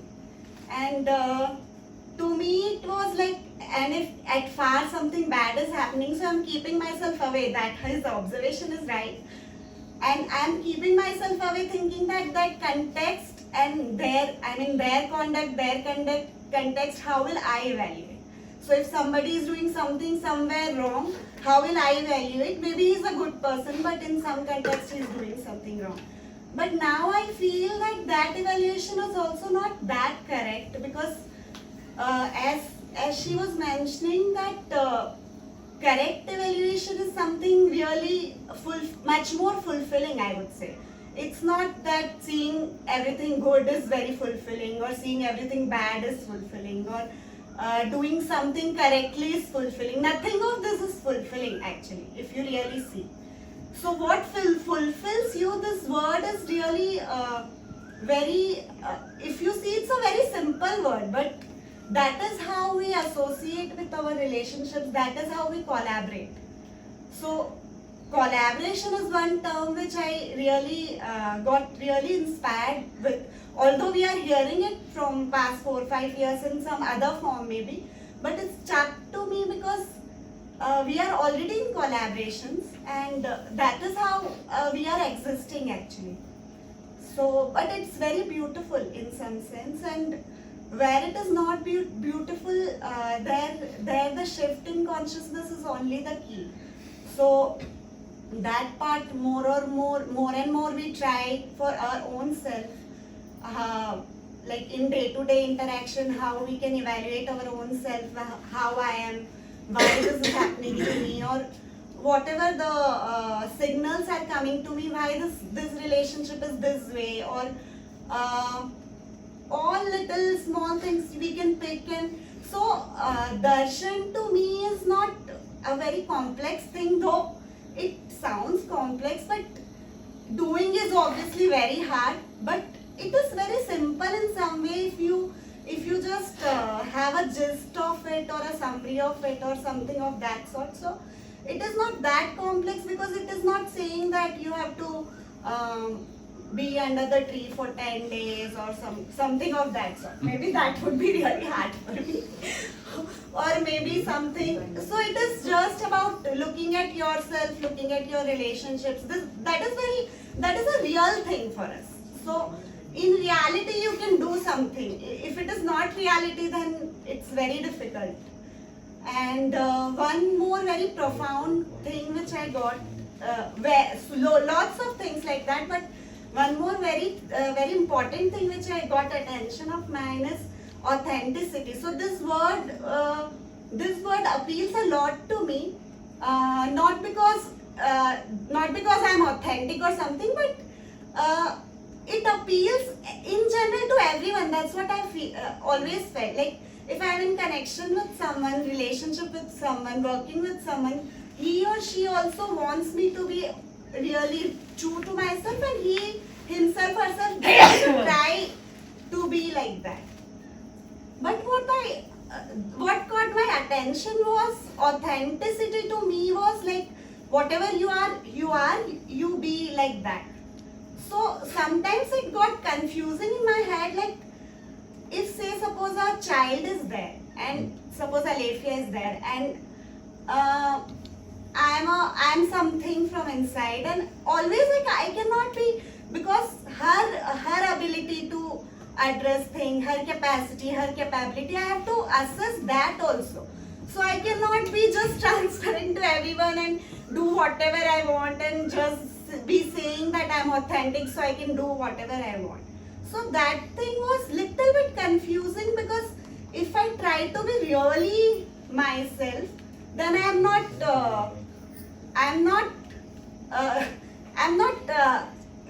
collecting the signals. And if I'm collecting the signals, I have to be little bit here and there. So I was not getting what it is to be authentic. Although it is a very seeked out quality, and it is, everyone seeks it actually.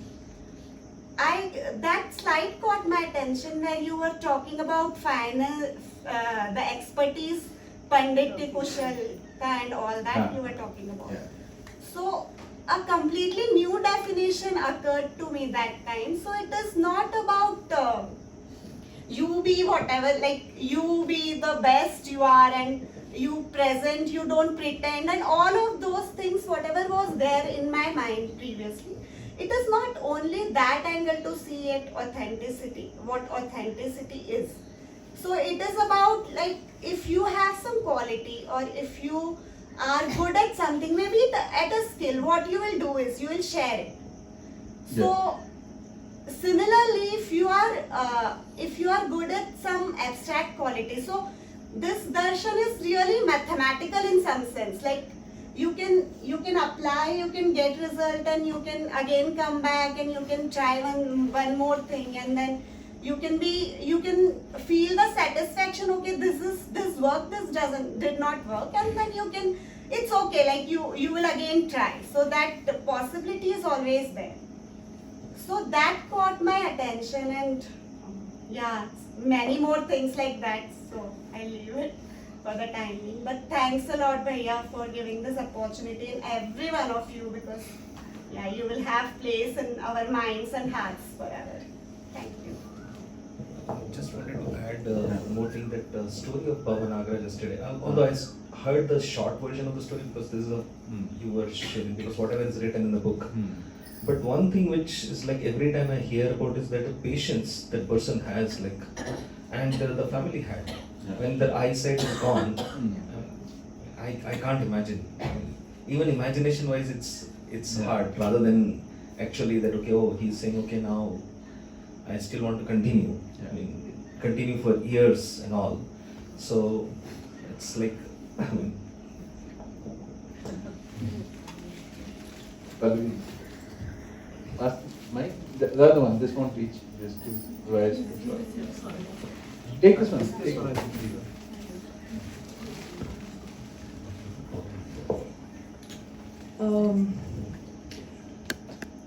Actually, I feel like I want to actually go back a little bit and thank dialogue that I've been part of at school.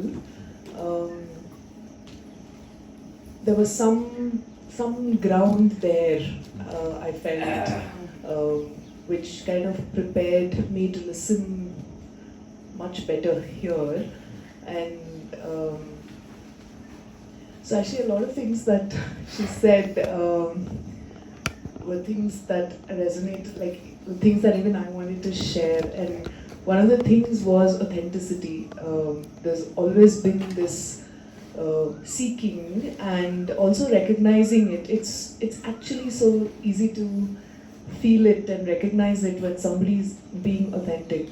So it was wonderful. I mean, I'm using Pashwa's word. There was a map there in all of this, and I was able to place myself in that map. I was also able to see that I can raise questions for myself with this map, and it was nice that within the map there were also things like you can help someone to do what you have done, and there's a difference between that and you can help someone to understand what you have understood. There is somewhere like authenticity which gets captured in that. There is a difference there, and that was not so evident for me, but spelling it out, using language to spell it out in so many words, I think was like wonderful. Yeah, I mean, there were like a lot of things, but I want to stay with this thing of what it means to be really authentic. And so, yeah, of course, like, again, thankfully, it was wonderful that it was a dialogue format again, and it was not just about listening or just one way. So, yeah, I mean, thankful for many things. Actually, the family that I'm going back to every day, there was so much that I drew from them while being here.